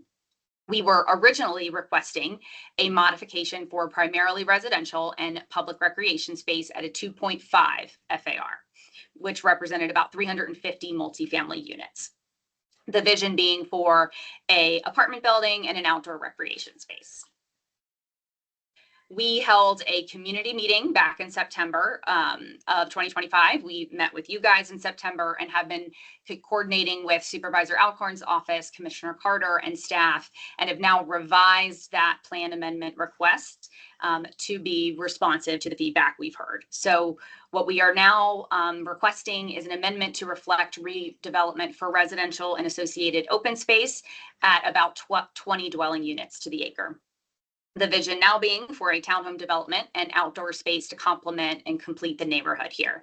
And we do hope that this shift feels responsive, because that is certainly our intent here. And we believe this is the better option and better outcome for everyone, particularly the most immediate neighbors that we've been working closely with. So I would like to take kind of a quick step back before I show you the concept plan. As mentioned, we've been at this for many years, trying to make changes to the planning and development options for this site. And this slide here just gives you an overview of the challenges that this site has faced relating to the currently recommended mix of both residential and commercial. As many of you know, the existing building here is functionally obsolete at this point. It's a late 70s, early 80s office building, growing vacancy, which has worsened since that SSPA was initially filed in 2022, effectively at about 50% vacancy of the space in the building at this point, and diminishing value to the building. Not good for the property owner, of course, also not good for the county from a tax revenue perspective, or the adjacent uses, particularly as time goes on and we're trending in the direction of this building becoming completely vacant. Demand, as you all well know, has shifted away from the suburban office building like this one towards the amenitized, walkable new spaces closer to the metro. And size is a concern for this site specifically. The site is 3.5 acres, kind of buried at the end of Roland Clarke without any passing car or foot traffic, makes it not feasible to bring meaningful commercial development here. The site is also now surrounded by residential development with the fairly recent redevelopment of the 3 immediately adjacent sites. They've really changed the fabric of this area, making it hard to pull people behind those residential developments to commercial uses. And that would frankly bring unwanted traffic through those neighborhoods. So again, just quickly reiterate, where we are talking about. This image also kind of helps to illustrate the residential that really is now surrounding the site, that has really changed the fabric of this area from what it was when the current comp plan language was developed. So a quick reminder also of the original concept plan, or for those of you that maybe were not at that September meeting, here is the concept that we shared at that point for the multifamily option. Again, about 350 multifamily units is what this represented. And here is the updated concept for townhouses at about 20 dwelling units to the acre, or about 70 townhome units.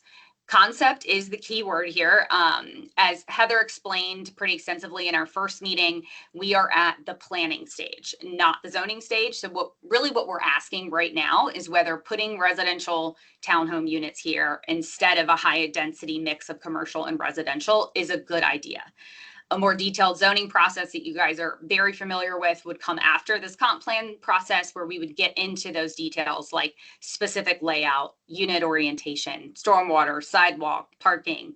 And that second step process would include coming back, as you know, to this committee for a recommendation and discussion on that detailed plan. Nevertheless, we've been sharing concepts with staff along the way for what this could look like and what we expect to pursue with a zoning application in the future. And that's what this represents. And the idea is that this would be a continuation of the existing development to the south, which was contemplated when those townhomes were originally approved, to really provide a consistent and cohesive pattern of development. Importantly, it represents about a 70% decrease in daily trips from the multifamily we were originally proposing, and an even larger decrease from what is currently permitted under the comp plan, which was frankly the biggest feedback we received from the community, that the previous plan was just too dense and would bring too many trips to this neighborhood. We will still be able to provide enhanced pedestrian access between the developments here, including access to the west, and cohesive pocket and linear parks that we would be able to connect well to the adjacent spaces. We've also discussed with both staff and Reston Association the possibility of enhancing the small playground that exists at the east end of this block. If you can see the green area highlighted plan right here. That entire green space is owned by Reston Association, or most of it is owned by Reston Association. The playground is fairly small, and there are certainly opportunities we would like to explore there for enhancing the playground and adding additional neighborhood amenities in that space for the community here to enjoy. So just to round us out, I want to reiterate some of the specific community benefits that could come along with this comp plan amendment change. It's a real opportunity on this site that kind of has some unique history and context to memorialize in the plan a lower density, more neighborhood appropriate development. We would be able to provide increased pedestrian and vehicular connectivity, offer significant reduction in traffic, allow for new and enhanced public recreation spaces, as well as present the opportunity to make safety modifications to Roland Clarke Place, which was an important point for the community. And lastly, on that, we did have a follow-up meeting with the surrounding HOAs and community a couple weeks ago and received good feedback from them. Their details will certainly continue to work through with them at the zoning stage, and now have kind of a good working relationship established with those HOAs and their boards. But they were certainly appreciative of this new direction and feel like the townhomes were, the best option here. And that sums it up for us. And so before we open it up for any questions, I will turn it over to Heather with staff for a presentation.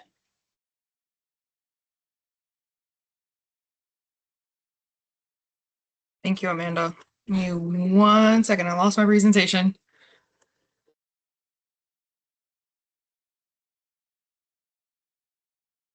Okay.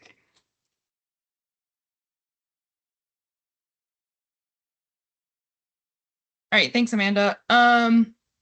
Hey everyone, I'm gonna very quickly run through what current comprehensive plan language is, and then I'll go into what our preliminary staff recommendation is gonna be.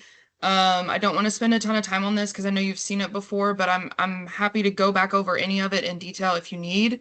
But 1950 Roland Clarke Place, like Amanda said, is currently planned at a 3.55 FAR for residential mixed use, including office, residential, and commercial uses.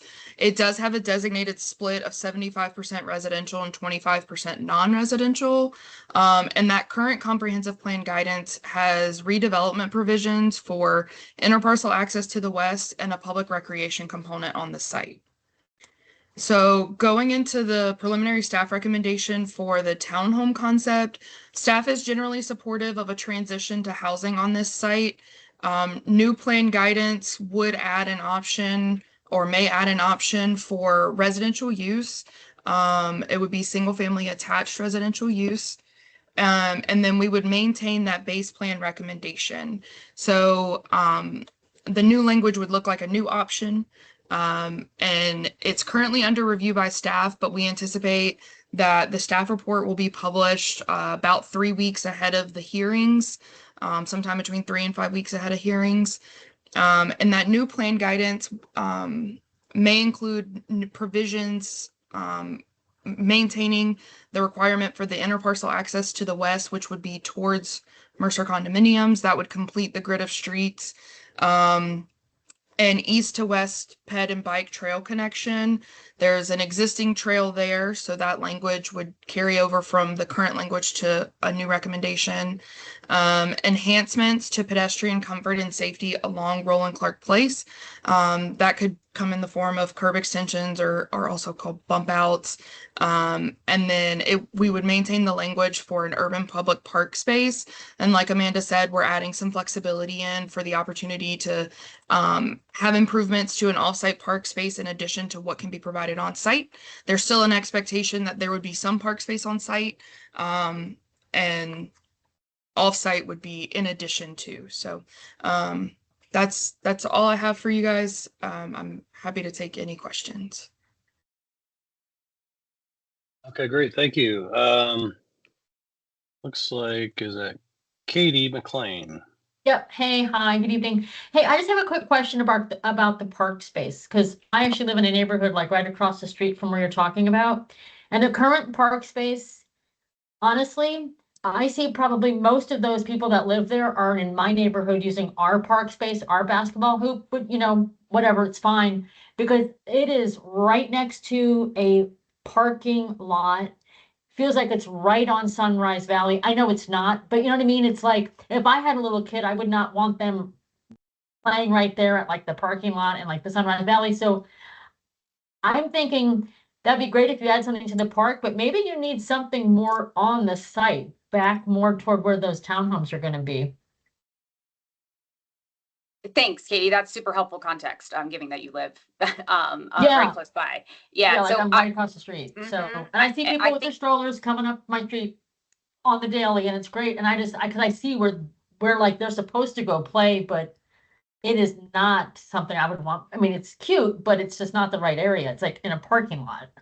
yeah, and that's why I think, well, there are two things. There's an opportunity to hopefully we could look at that and how can we make it better given its context because it is, it is there and it is a resource where we could hopefully provide some additional amenities, but understood that we would have to work through that. Like, how can we make this better, more usable, safer if we were to go that route? The other piece is we certainly will have quality spaces that we would include on our site within the balance of like providing a townhouse layout, which obviously just necessarily provides less space for that than if you were doing a multifamily building where you're you're building up and you have. So we will be balancing those two things for sure. But that's helpful context. I appreciate it. Definitely go look at the space at like that park, and I'm thinking like just like some shrubs or trees or something where it's a little private. Like I'm talking about the current space. It is absolutely.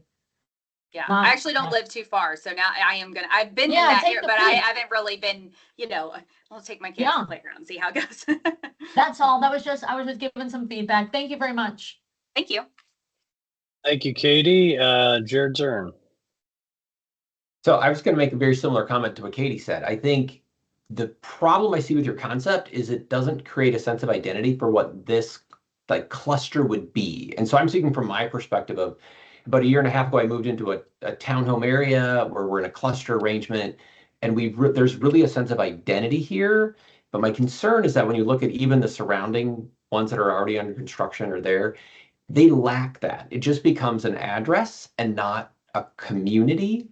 So I think reworking your concept to put, I would pull more park space into sort of that northwest edge and allow it to design around that. That would be my take, because I think then this actually becomes a special place to live, not just another bunch of townhomes plowed into a site.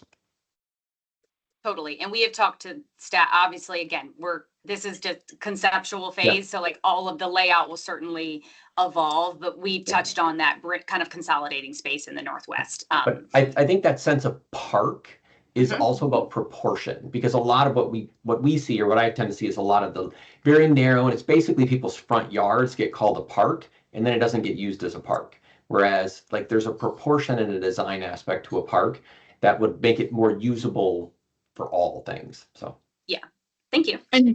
And just to add some staff context to that, part of the staff recommendation and the language that will ultimately go into the plan will be a bit of an elaboration on how that park space should feel. So one of the things that we really consider when we talk about parks is we don't want it abutting up to the toll road, because that doesn't make for a comfortable park.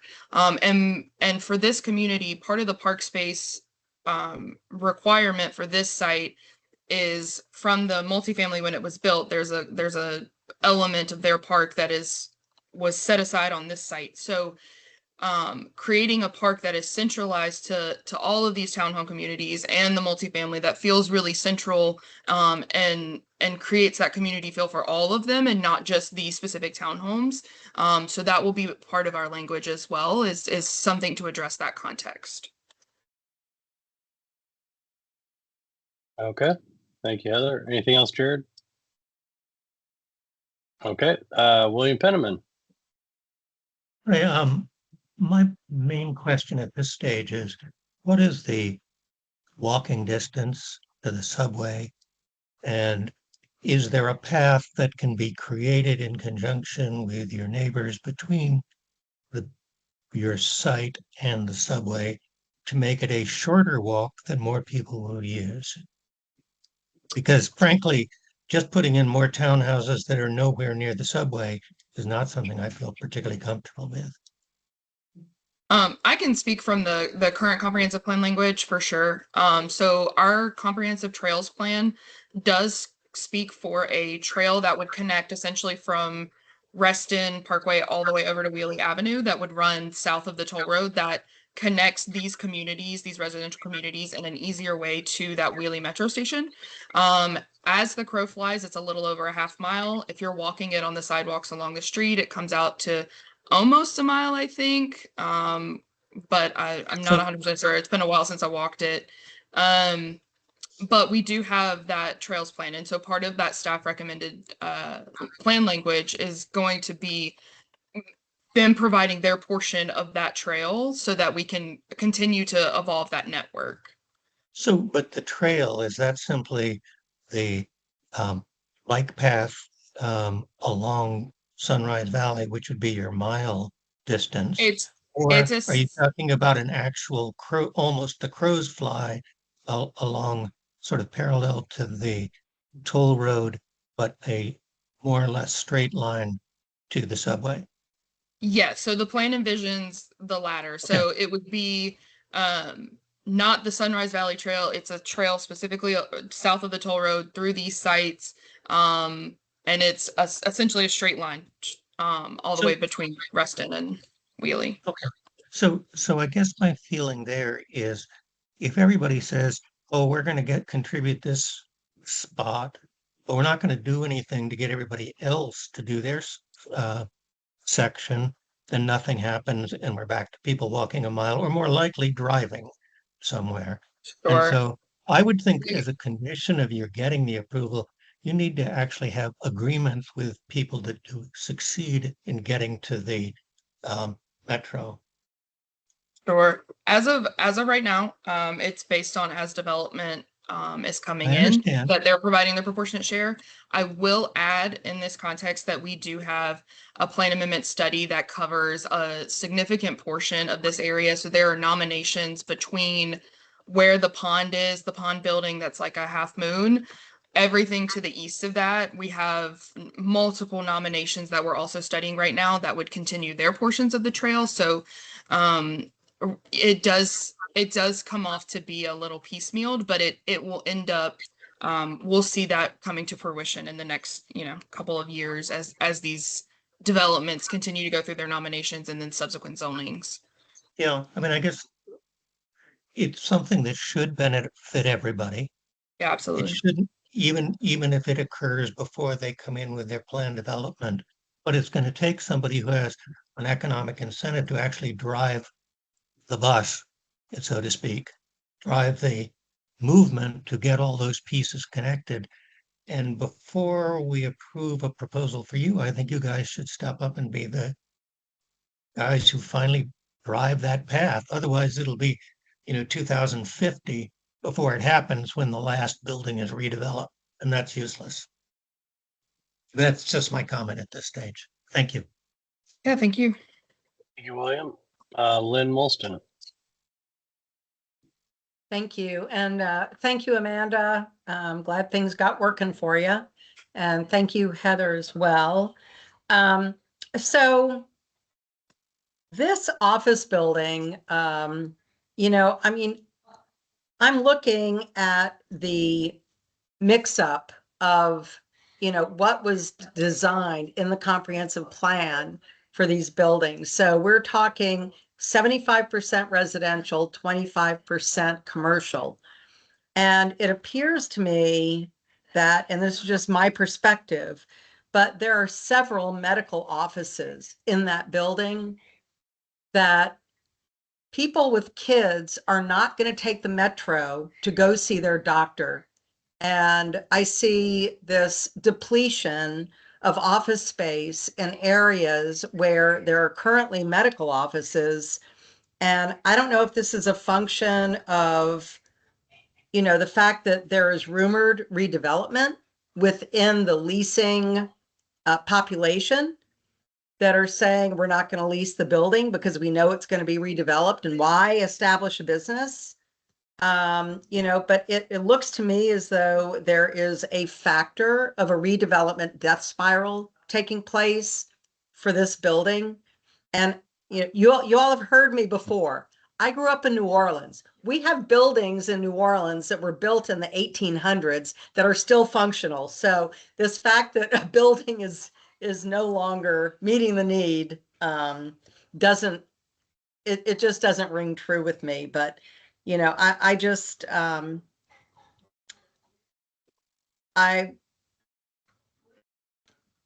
hoping that if this plan moves forward, that this property is going to be members of Reston Association.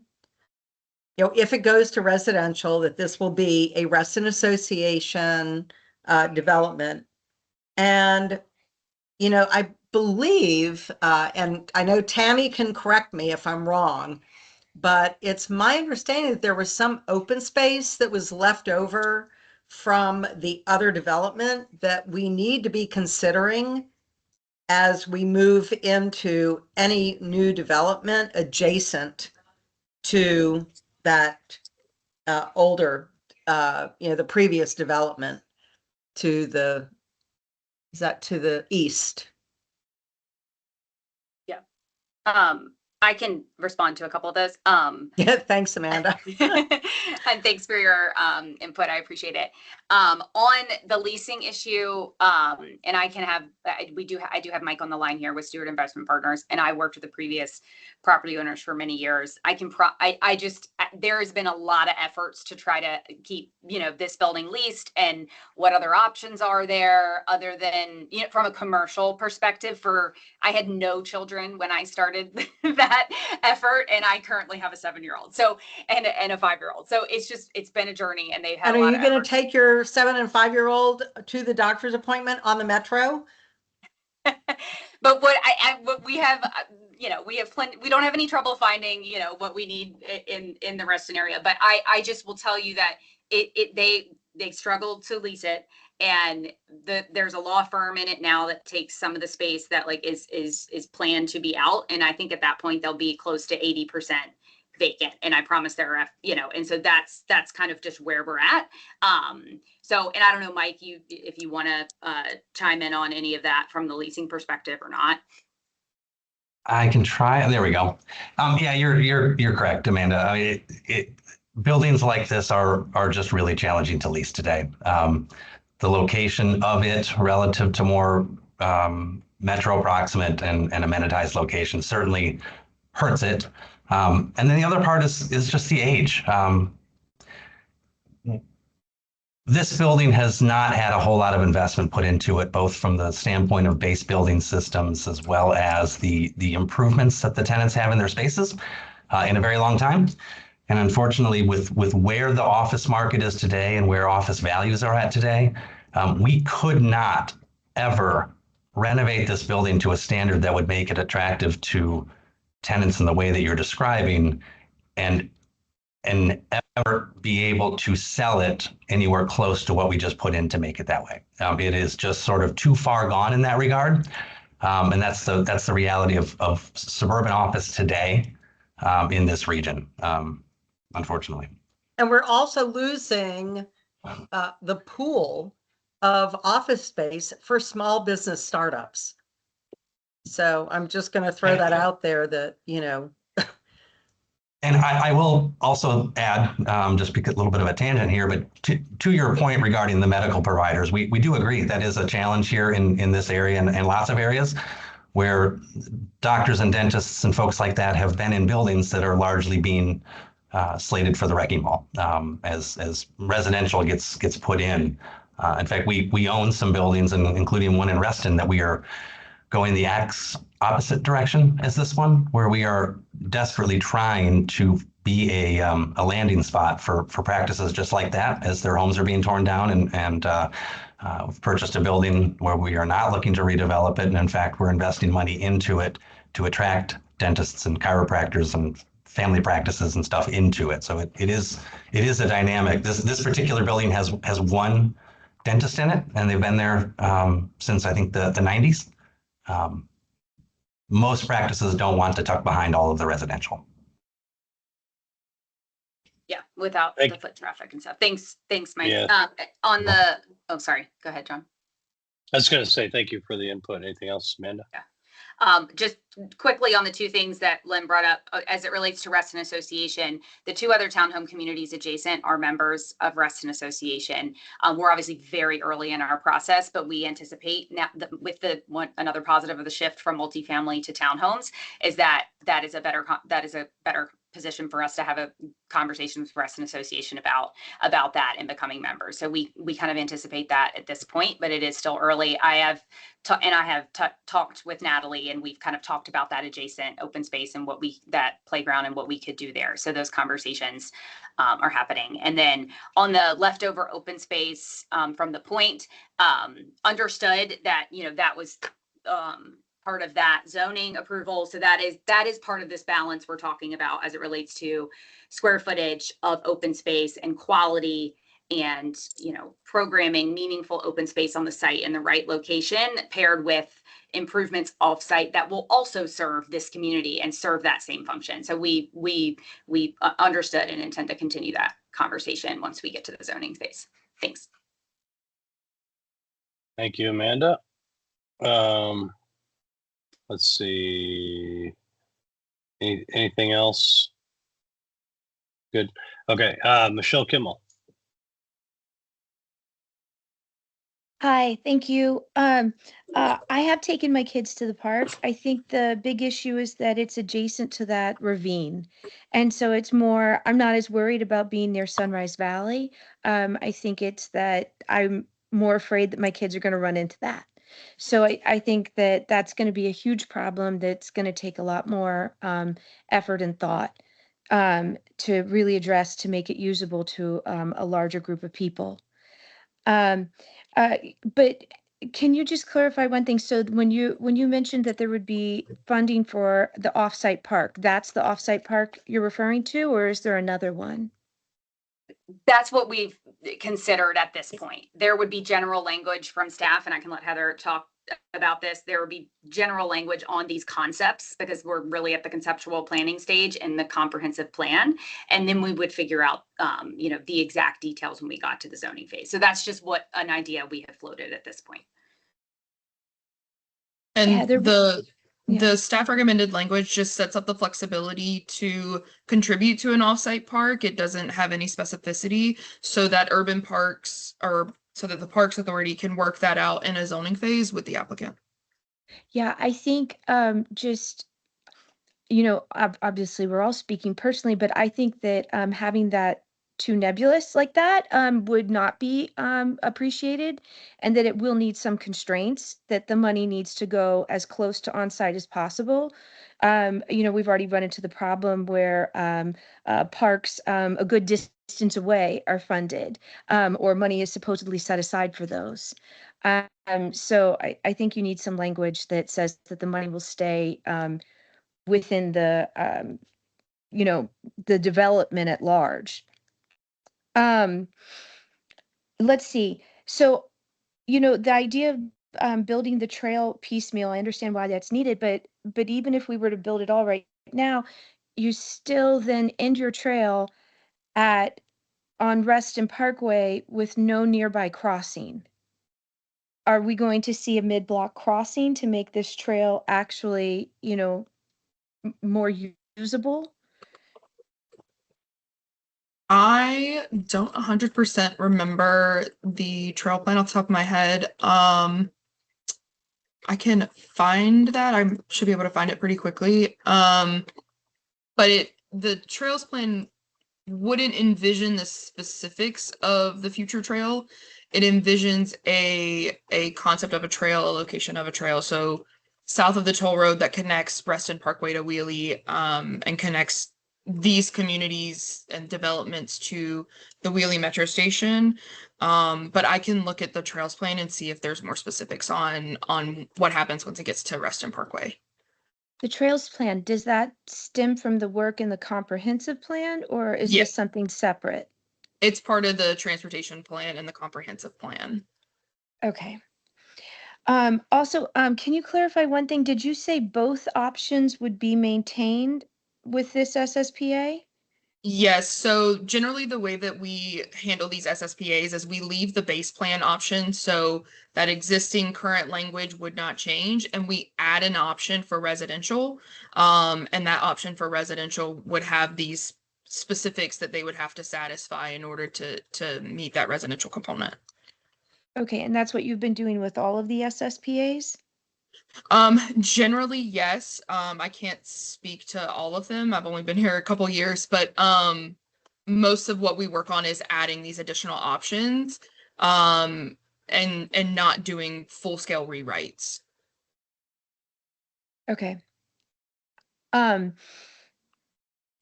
Okay, that's all I have. Thank you.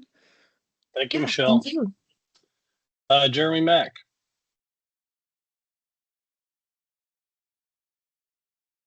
Yeah, so actually just a simple technical question. I think earlier you had said that it's currently zoned for a 3.55 FAR, 75% residential, 25% other. What is the FAR of the residential that's proposed? I can, so we don't have an, because we calculate townhouses on a dwelling units per acre. So we have a 20 dwelling units per acre calculation. I don't have what that equates to an FAR off the top of my head, because that's not, but it's well under the 3.5. Okay. I think that just would be helpful information to have as a point of comparison. Yeah, I mean, I don't know that it would, yeah, I don't know it off the top of my head, but it's under the two, it's well under that density for sure, because it's a 70%, kind of reduction in trips just from the multifamily we were proposing previously, which was a 2.55 FAR, but we can help with that comparison. Okay, cool. Thanks. It would come out to a 1.1 FAR. 70 townhomes will be a 1.1 FAR. Okay.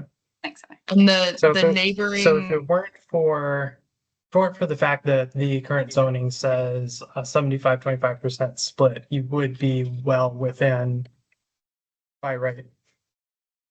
Density wise, yes. Oh, yes. We're not asking for any additional density with this proposal, which is a little bit unique to an SSPA proposal, I'd say.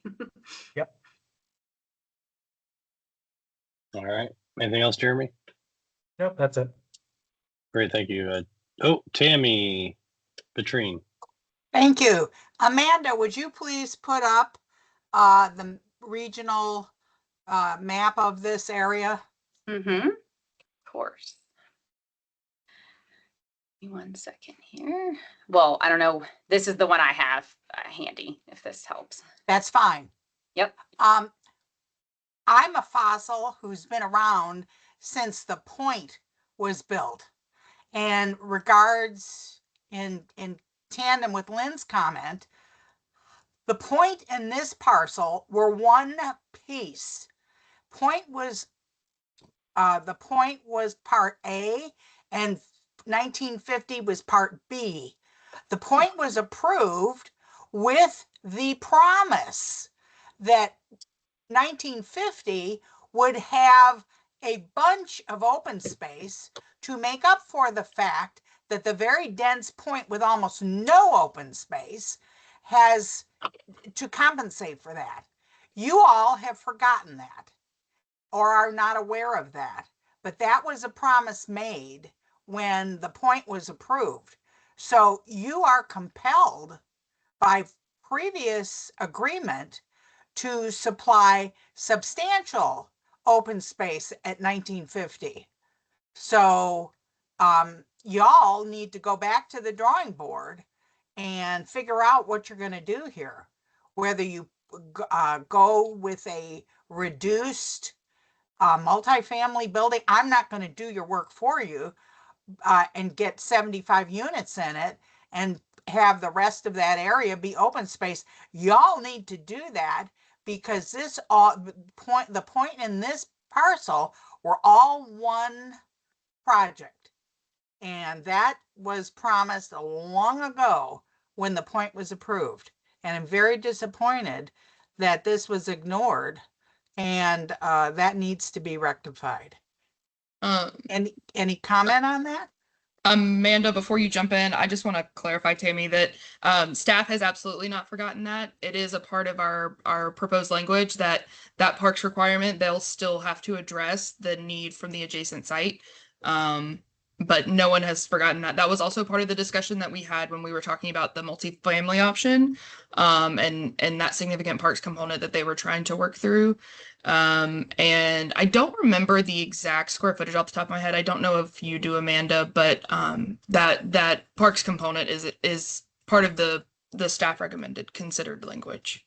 Well, if that's the case, why do we get this crazy thing? 1, 2, 3, 4, 5, 6, 7, 8 rectangles and no appreciable open space. This doesn't indicate to me that you've considered that at all.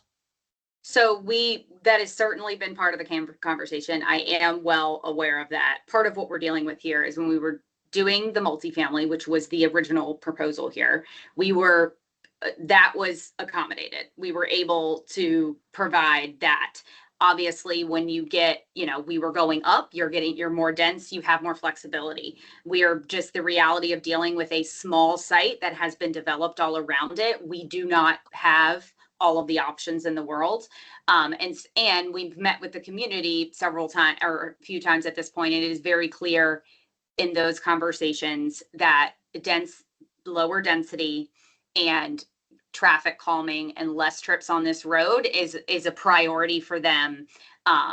It is the biggest priority for them. So we made the shift to townhomes to be responsive and to work with them. And so there's just not enough acreage to be all things to all people. I think is part of it. And that is true. You are limited with your acreage, but you also have the responsibility to provide the open space that was never given with the point. And you have not done that. You've stacked all these townhouses in there. Well, that may be convenient and profitable for your owners, but it is, and I don't care what the Valley and Park and Sunrise Square townhouses, they weren't there. They were absolutely not there. So the point was first, and it was one parcel divided into A and B, and B needs to provide the park space that A did not. And I'm adamant on that. So don't come back here with no appreciable, substantial, usable open space.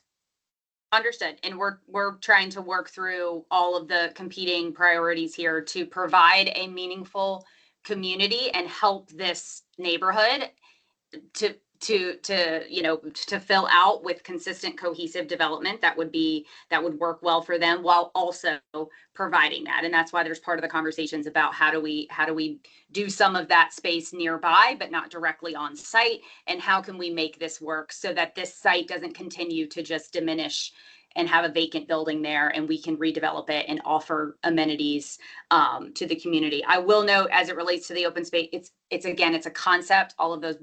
All of that can shift around. We are very early. We will continue this conversation.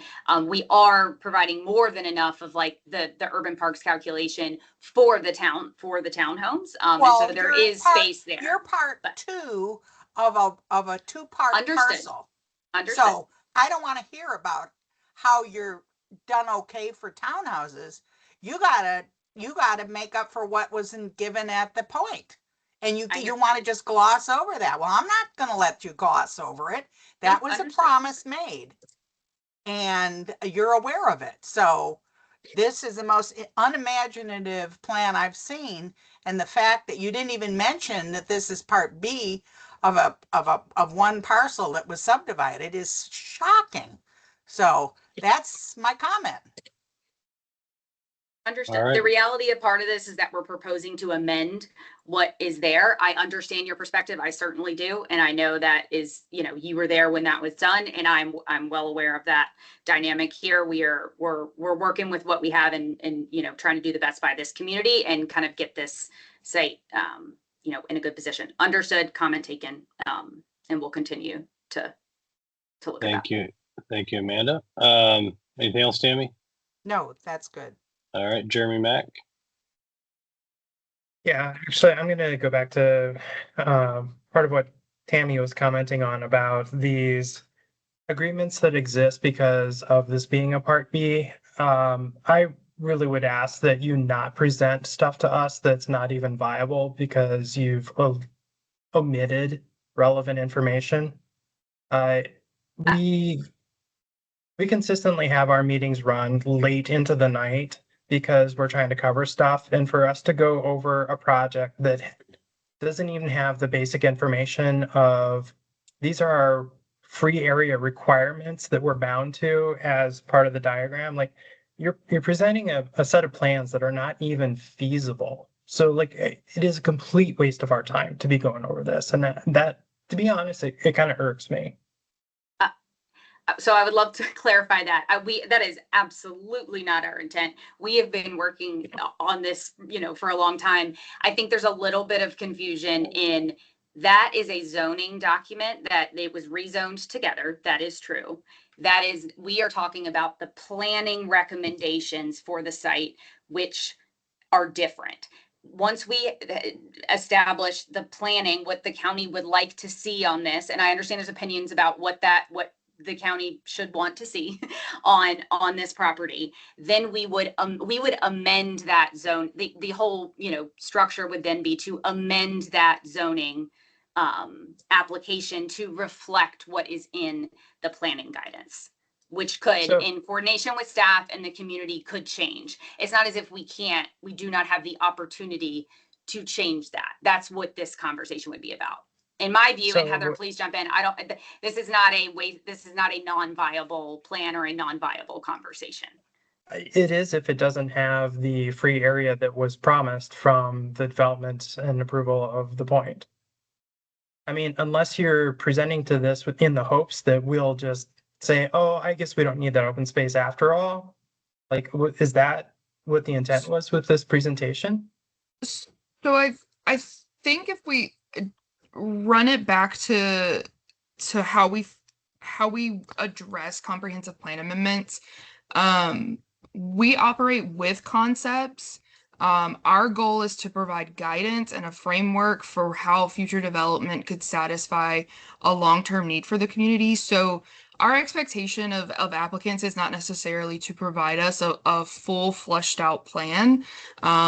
We take an idea that they give us and we create plan language that satisfies the community and satisfies the needs of the area. So our plan language does consider a parks requirement, regardless of whether or not the concept plan shows it in full extent. And then it would be up to the zoning phase for them to meet those specific zoning requirements and kind of flesh out that concept and ultimately get to a site plan. So it's, for us, the concept doesn't have to be perfect for us to move forward with working on language. And so what we're really working on tonight and what we're working towards right now is that comprehensive plan language, that guiding framework, not a zoning case, which would ultimately come with specifics. And then when they get to their zoning phase, they'll come back to you guys with that fleshed out site plan that will have all of those things addressed. But we just create the language in the comprehensive plan that gives them the opportunity to develop residential. But right now they can't develop residential on this site in the format that they're asking. So that's what we're trying to create an option for that. Right, but what we're looking at is a scheme that does not provide the open area that was promised, right? Yes, you're looking at a rough concept. Right. So the concept doesn't deliver on what was promised, but we're taking up time tonight looking at it anyway. I will say again, we are at a planning stage, and this does happen, right? And you don't have to have every planter figured out to know whether you need a 1/4 acre park or a 3 acre park. Do you have the open space that is required? That's not just before you start construction type stuff. That is absolute schematic. That's back of napkin sketch information. All right, so I'm going to jump in here. I think that we made our point, and I think you all know what we're talking about. So obviously you need to, when you come back next time, you need to be ready to address that. What I do want to say though is that we are at, and I understand where people are coming from, and this is a new part of the planning and zoning process that we are coming to you at this stage of amending the plan language. So I think that's part of like the conversation here. But you know, so we won't have an updated like the idea here is that Heather and staff are shepherding this process to amend the language to essentially, you know, residential is permitted. It will have considerations and language about the priority for open space, all of that. You know, the idea is that that will live in the plan language, and that would go to a public hearing and get approved. We would then file a zoning application and come back to you. And at this point, we would not change our concept is very conceptual. Like, here's how we could potentially put townhouses here. We acknowledge we would have to have conversations about the exact square footages of the open space and how we count the offsite nearby but off-site space, and how that what that can offer to the community and how that could work for everybody. And we would present that to you at the zoning phase. But we don't work with staff, and it's not really appropriate at this stage to get into the weeds of those concepts at the planning stage. So for purposes of this plan amendment, we wouldn't come back with an updated, typically we wouldn't evolve the concept at this stage, because Heather will not include a concept plan in the comp plan language. So is there a set requirement for open space that carries over from having been granted permission to do the previous phase? Not in the comprehensive plan. They're in the So zoning that applies to the property. We would have to amend that language in the zoning. So there's not actually anything binding for you to create open space. Is that what I'm hearing? Is that it was just kind of a promise and nothing was So documented? we have the urban parks framework that they would be held to in a zoning phase, as well as the previous zoning approvals that they would have to abide by or amend for the additional open space from the multifamily units. And does that have any measurable language in Yes. it? Okay. The urban parks framework has a calculation in it. Okay. So a plan should be able to, even if it's a napkin sketch level, be able to factor in whether it meets the requirements or not. The concept that we've shown with the townhouses, the urban parks framework calculation for townhouses, we are well over that. In the concept that we've shown, we do not also then provide the amount that in the zoning that was implemented for 2 sites about 8-10 years ago. We aren't also able to provide that additional square footage for the multifamily building on the site, which is why we have had conversations about how we can increase it at some level, how we can provide it some offsite nearby to get to those square footage numbers at the zoning stage. But the planning document does not speak to this relationship specifically, but like as detail as the zoning document does, that we would amend is the idea as part of the zoning, and we would have a detailed conversation about all of that at that point in time in the future. Okay. So my base concern here is that you guys were able to develop really, really dense on the neighboring property on the promise that there'd be a whole bunch of open air space. And now we're hearing, oh, I guess we can't do open air space in it after all. And it's not that you can't, it's just that it costs money. It's less profitable. And to some extent, I feel like that's not really our problem. If you were granted something on a promise, you kind of need to be held to it. I will say it was not, Mike, who was speaking about the leasing efforts, he was not, involved in that. The property has now changed hands, and we're kind of dealing with a drastically different market and a drastically different situation with the surrounding development. So that's just where we're at. I take the comment, and we'll continue to work through that. But yeah, we're working with the community as well on what would be best for them. That's all I've got. Okay. Thank you, Jeremy. Sue and David. Yes, Sue here. I'm focused on the needs and goals of Reston, and Reston needs more affordable housing. So when I look at this, I'm wondering if you could compare the opportunities for affordable housing between the first original plan for mixed-use multifamily and the proposal for townhomes. And while I understand it would be a considerably reduced FAR, I would guess that it also would mean a considerably less opportunity for affordable housing and workhouse housing.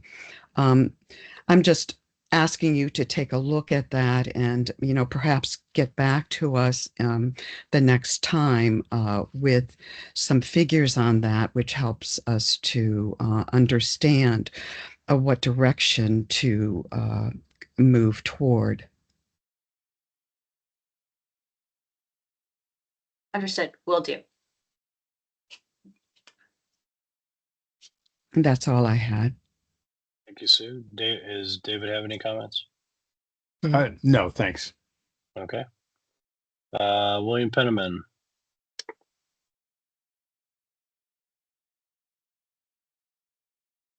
Yes, just following up on Tammy and Jeremy's comments, would you provide us with the zoning language that you've talked around, but let us see exactly what it is?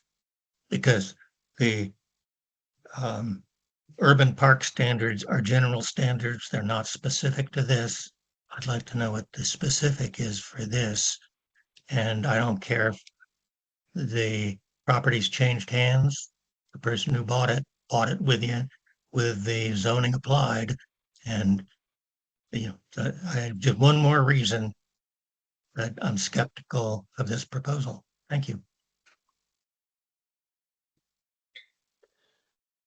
Thanks. Thank We can you. certainly work to get that to you.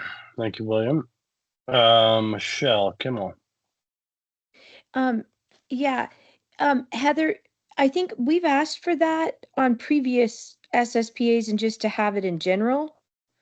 We can't really discuss this SSPA if we don't have the actual language that's being considered. So I'd like to take what Bill said and make that universal for any further SSPAs coming before us. We've got to actually be able to see the text. So staff can't share the text until we are able to publish the staff report. At the point that we publish the staff report, that would be staff's recommendation. So essentially what we did tonight, where I shared the preliminary recommendation and our considerations, is what you would be able to see ahead of us publishing a staff report. We could always schedule so that we come to you guys once the staff report is published. And we would just have to work out with the supervisor's office the timing on dates of getting that to you guys and getting before you guys with public hearings in mind. I think that should be a requirement, personally, but again, I only speak for myself. Can I make Michelle, can I make a quick comment on that?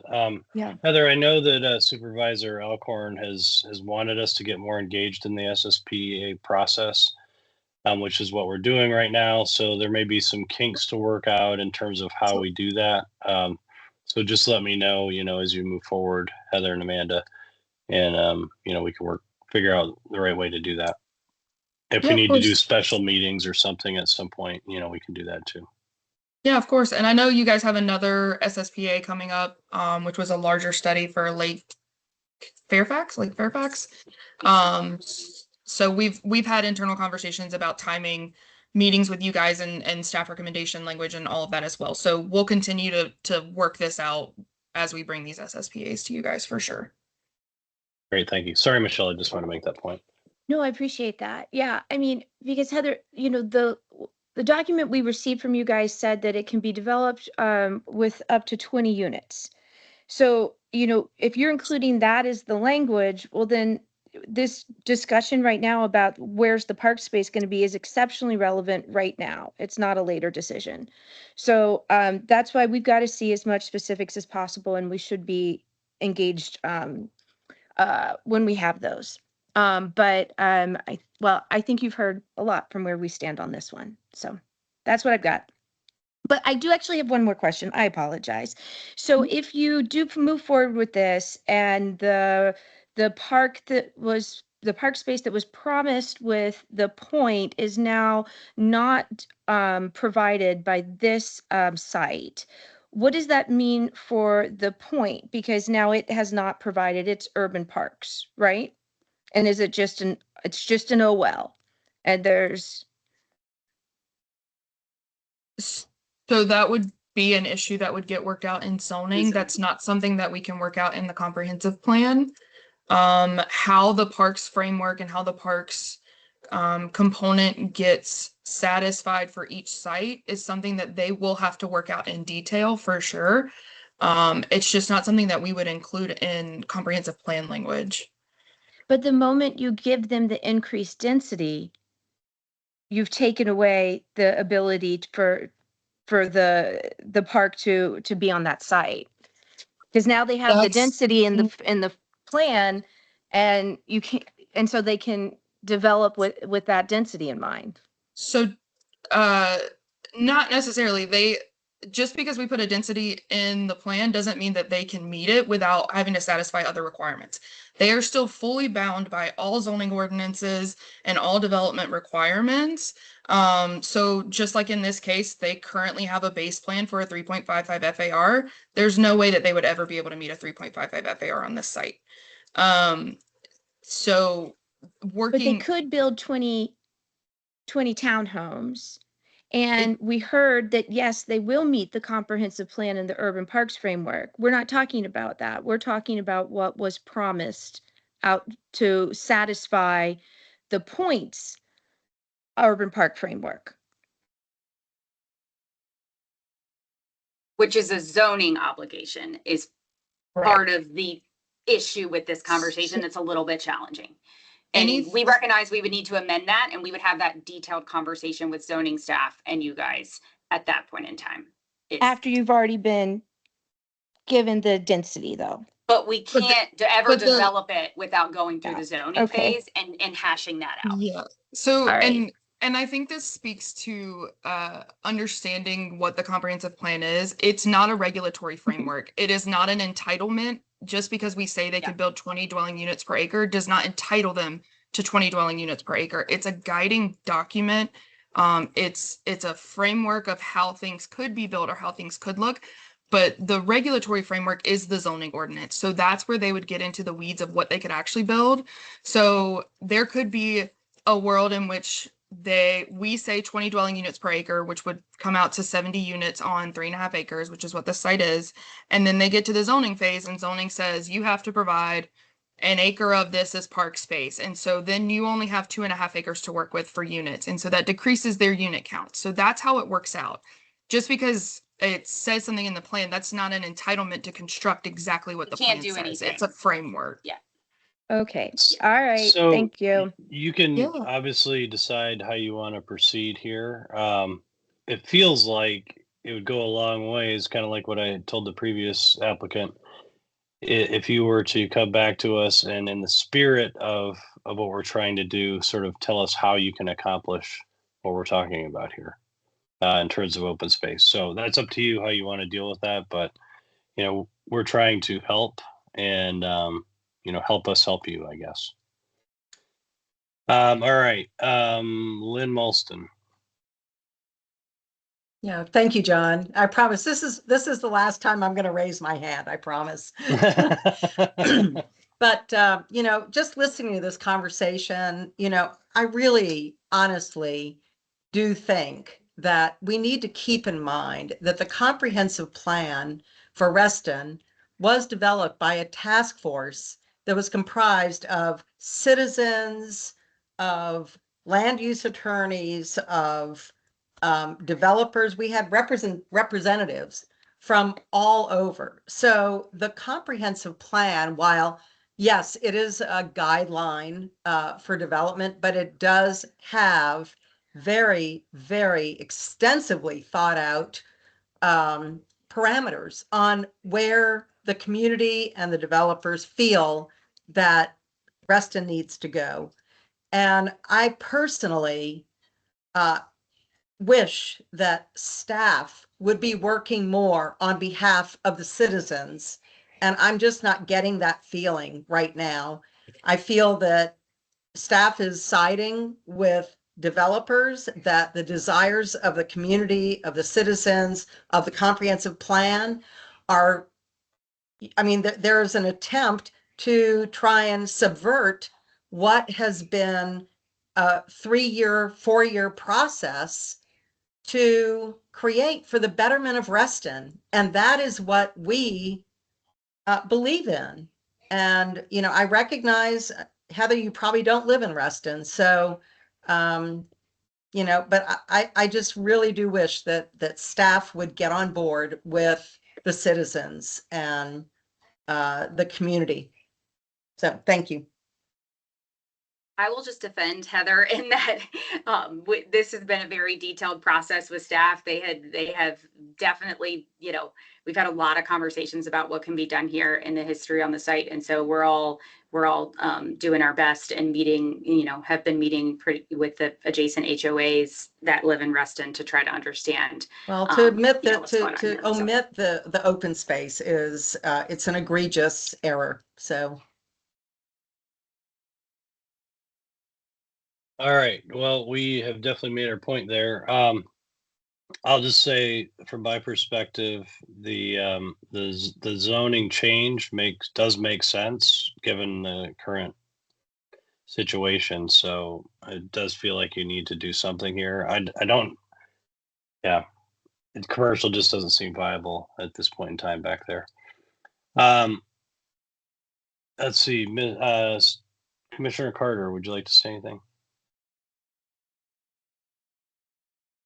Oh, you're muted. Sorry. Couple things. You know, I think Amanda's gotten stuck with this project. There were other people that worked on it before, but if we could work it out, I think Amanda can take control here. Amanda can do a good job. But remember, this is a comp plan, so we're not just this isn't spot planning. The comp plan is just not for this site. You're going to be rewriting the section that includes all of the project in this area. Now, the comp plan has the 75-25. We need to know why that's not appropriate. Just saying it's not appropriate or it's an old office building doesn't work. We've got to answer up to that. And I believe this is the first project in all of Reston that is violating the basic standards. I will say something about the comp plan. This comp plan is more than a framework. This comp plan has meaning to it. The densities are set up in the comp plan. It doesn't rise to zoning, but it doesn't, it's way more than just a framework. Okay, so the 75-25, we talked about the open space. The density, I don't think you're going to get townhouses at 20 units per acre. I don't think I've ever seen a townhouse project. So whoever's doing this is probably contemplating more than townhouses, probably 2/2s or something like that. But I will say, once you get above the 1.0 FAR, there are more obligations, higher level of ADUs. We talked about stormwater management is different. So I'd go back and look at that. The trail, we keep bringing up the trail. I don't think it's figured out. I am skeptical of a trail along the toll road, not very pleasant. And I know some of the other projects that are between this and the Wheelie Station are moving that trail more towards the middle of the site. I guess I'm not too concerned, except it's not figured out. And I think that is a comp plan requirement. We've got that noise issue. It's supposed to be 200 feet back from the toll road. We need to be addressing that. There are connections. We keep sort of showing the connections, but not really. So are we committed to the connections? And then the last thing that would be I think important to the adjacent is this whole harmony and compatibility with the adjacent. We probably need some comp plan language about that. It looks like the townhouses are too close to the existing townhouses. Looks like they use the existing driveway. I'm not sure that's worked out. Maybe it is. It looks too tight. That circle, I don't know if that's going to work quite that way. So there are some improvements that need to be made along Roland Clarke, and we're going to have struggle terribly with VDOT about that. So that the traffic, the people are already complaining. I'm just trying to look at all of my, it's the second access, and then that's the trail access, open space. I think, Amanda, we do need a better concept. I think this concept is not going to fly like this. So we just need a better design. So anyway, that's a long list, but we need to avoid this spot planning. This is always a problem with SSPAs. It can't be just for the site because you're scrubbing out the existing comp plan, which isn't all that robust in this area. I think it might even be a paragraph, maybe two. But you're revising that paragraph that applies to all of these sites in this area. So I think the open space, the connections, the density, the harmony, and stormwater management and affordable housing probably all need to be in this comp plan language. That's a lot of stuff, but anyway, that's the best I can do. Thank you, John. Commissioner. And I do think a lot of those things are envisioned to be handled in the language that Heather is working on. I think it looks like overpromising again.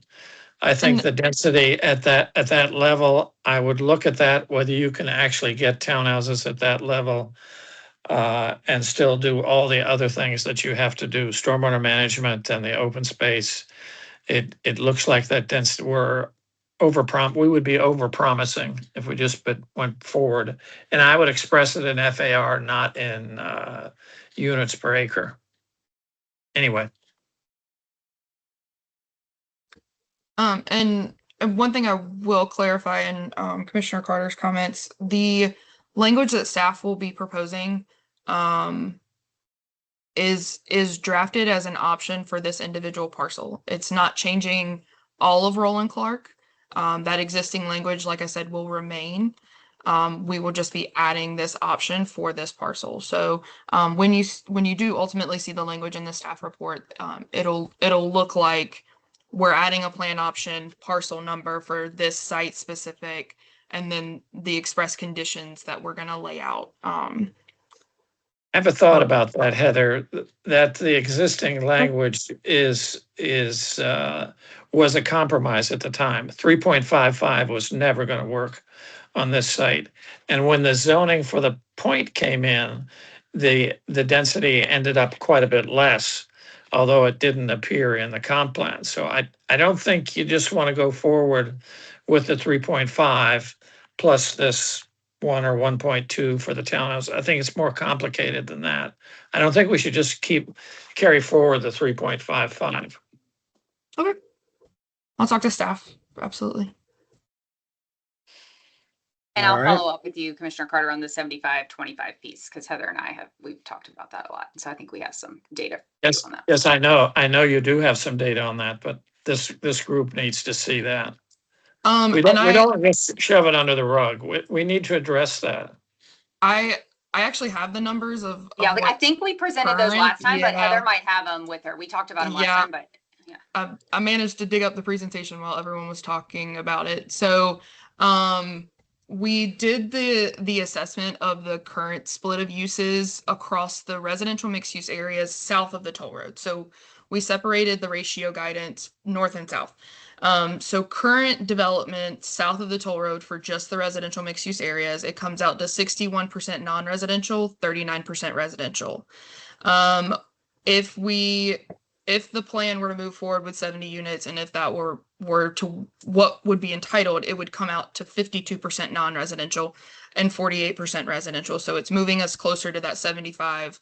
Yes. But we still got a ways to go to meet that ratio guidance. At least you're getting close to the answer. This is my point. You see the 3.55 and you see how that's way out of character. It's the only one, I think, in all of Reston that's over 1.5. Yep. Well, And there's a 2 at Isaac Newton, but yeah, there's 2s and 3s, but those are your transit station mixed use closest to the Right. metro stations. right. The 3.55 carried over from some old language when this was originally planned, I believe, as like right. a convention center or something. That's right. Yeah, it was a long time ago, but the language just continued to carry over. So that's currently what the guidance is, but we're trying to provide, an option for a lower density residential alternative that's more in character with what's currently developed in the Roland Clarke area. The issue I have is whether you should carry that forward, the 3.55, and I'm saying no. Yeah. And I think we talked about this earlier, but generally, on these SSPAs, we've been adding options, not necessarily changing base language, but I'll bring it up to staff and we'll have a broader conversation about it in the coming days as we, work on the staff report. Okay. I don't know. I can't stress it enough. Better concept that addresses all these issues. You're not going to get away with it, even at SSPA, of not having a strong concept. And I don't think you're going to get the staff report till way into the process. Okay. Yeah. Thank you, Commissioner Carter. I don't see any other hands up. Anyone else have any? Oh, there we go. Katie I McLean. do. I'm sorry. I just have a question. Heather, I'm just curious. So, and excuse me, I just don't know how it works. So Heather, do you then go back to staff with all the comments from tonight? And you got and then maybe you are going to change whatever is going to be your recommendation for the comp plan? It's a possibility. So right now, the draft staff recommendation that I wrote is under review by our broader staff agencies. So that goes out to agencies like transportation, parks, zoning gets to weigh in. We have quite a lot of staff that weigh in, and so that'll circulate for the next probably week and a half, and then it'll go to senior staff. And so I'll take my notes back from tonight. I'll talk to our team, our Reston team. We have 2 different Reston teams actually internally, that one that worked on the version of the plan that was adopted in 2023. Is that when Reston plan was last updated?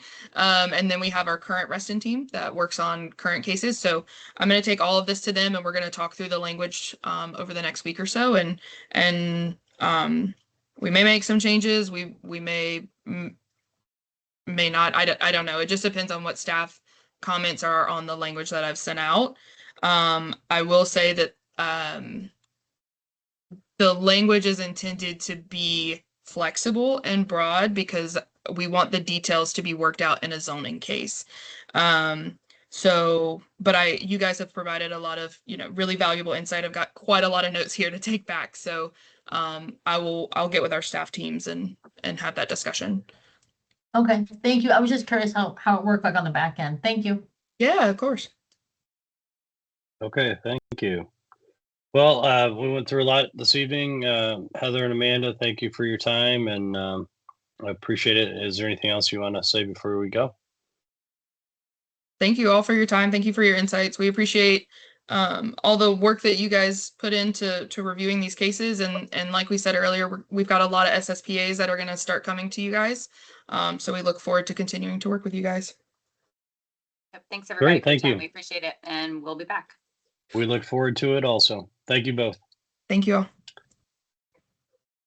All right. I have another quick agenda item. One, Chris Davity sent in her resignation. So she has asked to be removed from the committee. So we now we're down 2 associate members, and we were planning on adding some more members this year. So that just reemphasizes the need to do that. So I guess for next meeting, if you could be thinking about who might want to volunteer to be on the membership committee, and then we can address it at that time. But I just want to get it out there and get people thinking about whether or not you might want to be on that committee. Michelle. Yeah, I just want to quickly say, what I just heard from Heather was that she came to us to present this, but has no real intention to incorporate what we have said into any edits. And so, I think we need to get this figured out better on, when they're going to take up our time and when we're going to be involved so that we can be effective. Otherwise, this was a waste of our time. And so, these SSPAs, it seems like this is the way forward with so much. And so I think we've really got to get this figured out. Especially, I mean, she just told us she doesn't think she's going to do anything with any comments we had, and that she's already sent what she's going to suggest through the approval channel. Well, I think Commissioner Carter and Supervisor Alcorn have a lot to say in regards to that, and I know they are trying to get our feedback here. So, Mark, it feels like we just need to work through the details of what that looks like, how we do that, when we do that, and make sure that staff understands what we're agreeing to as a team. Yeah, and I can bring that feedback back to Supervisor Alcorn. This SSPA is a bit unique in terms of the ones that P&Z are going to see, in the coming months, because it's not being processed concurrently with a zoning case. So, that distinction that was being made a lot between the planning considerations and the zoning questions. The other SSPAs, P&Z is treating them like rezonings, but this is just at that more abstract level. So maybe we need to talk about, only bringing concurrent rezoning SSPAs to P&Z. I don't know what the best solution might be, but that's a question I'll bring to Supervisor Alcorn. I think one thing that would be helpful, probably for everybody, is a little bit more clarity on what the expectations are, because I don't know, but I'm guessing the reason why Heather said, well, we're not going to put any of tonight's comments into it is that, maybe the comments that we had tonight weren't necessarily part of the scope of what she's been working on. There are a lot of things that are compartmentalized. And I know working architecture and doing design work with a lot of different stakeholders, there are times when one thing impacts one group, doesn't impact another. Sometimes something impacts everything. And it may well be that the comments that we have tonight were helpful, but not necessarily for the specific thing that Heather was working on. And I think it would probably be helpful for applicants coming before the board to be clear about what our board is reviewing. It'd be helpful for our board to be knowledgeable about what things we do and don't have a say in. I know there have been a lot of times that I've heard members of the board comment on things that I just honestly don't think the US Constitution allows, so it's like, I think I think everybody involved needs a little clearer understanding of what the lanes are so that we can stay in them and be more productive, and maybe not have meetings where we spend an hour talking about half-baked ideas. And if I can make a comment, John, a brief comment, this is Tammy. Honestly, the point agreement exists in paper. The idea that they didn't want to give us the amount of open space required in parcel B of a divided parcel is bullshit. That figure exists in records that are public.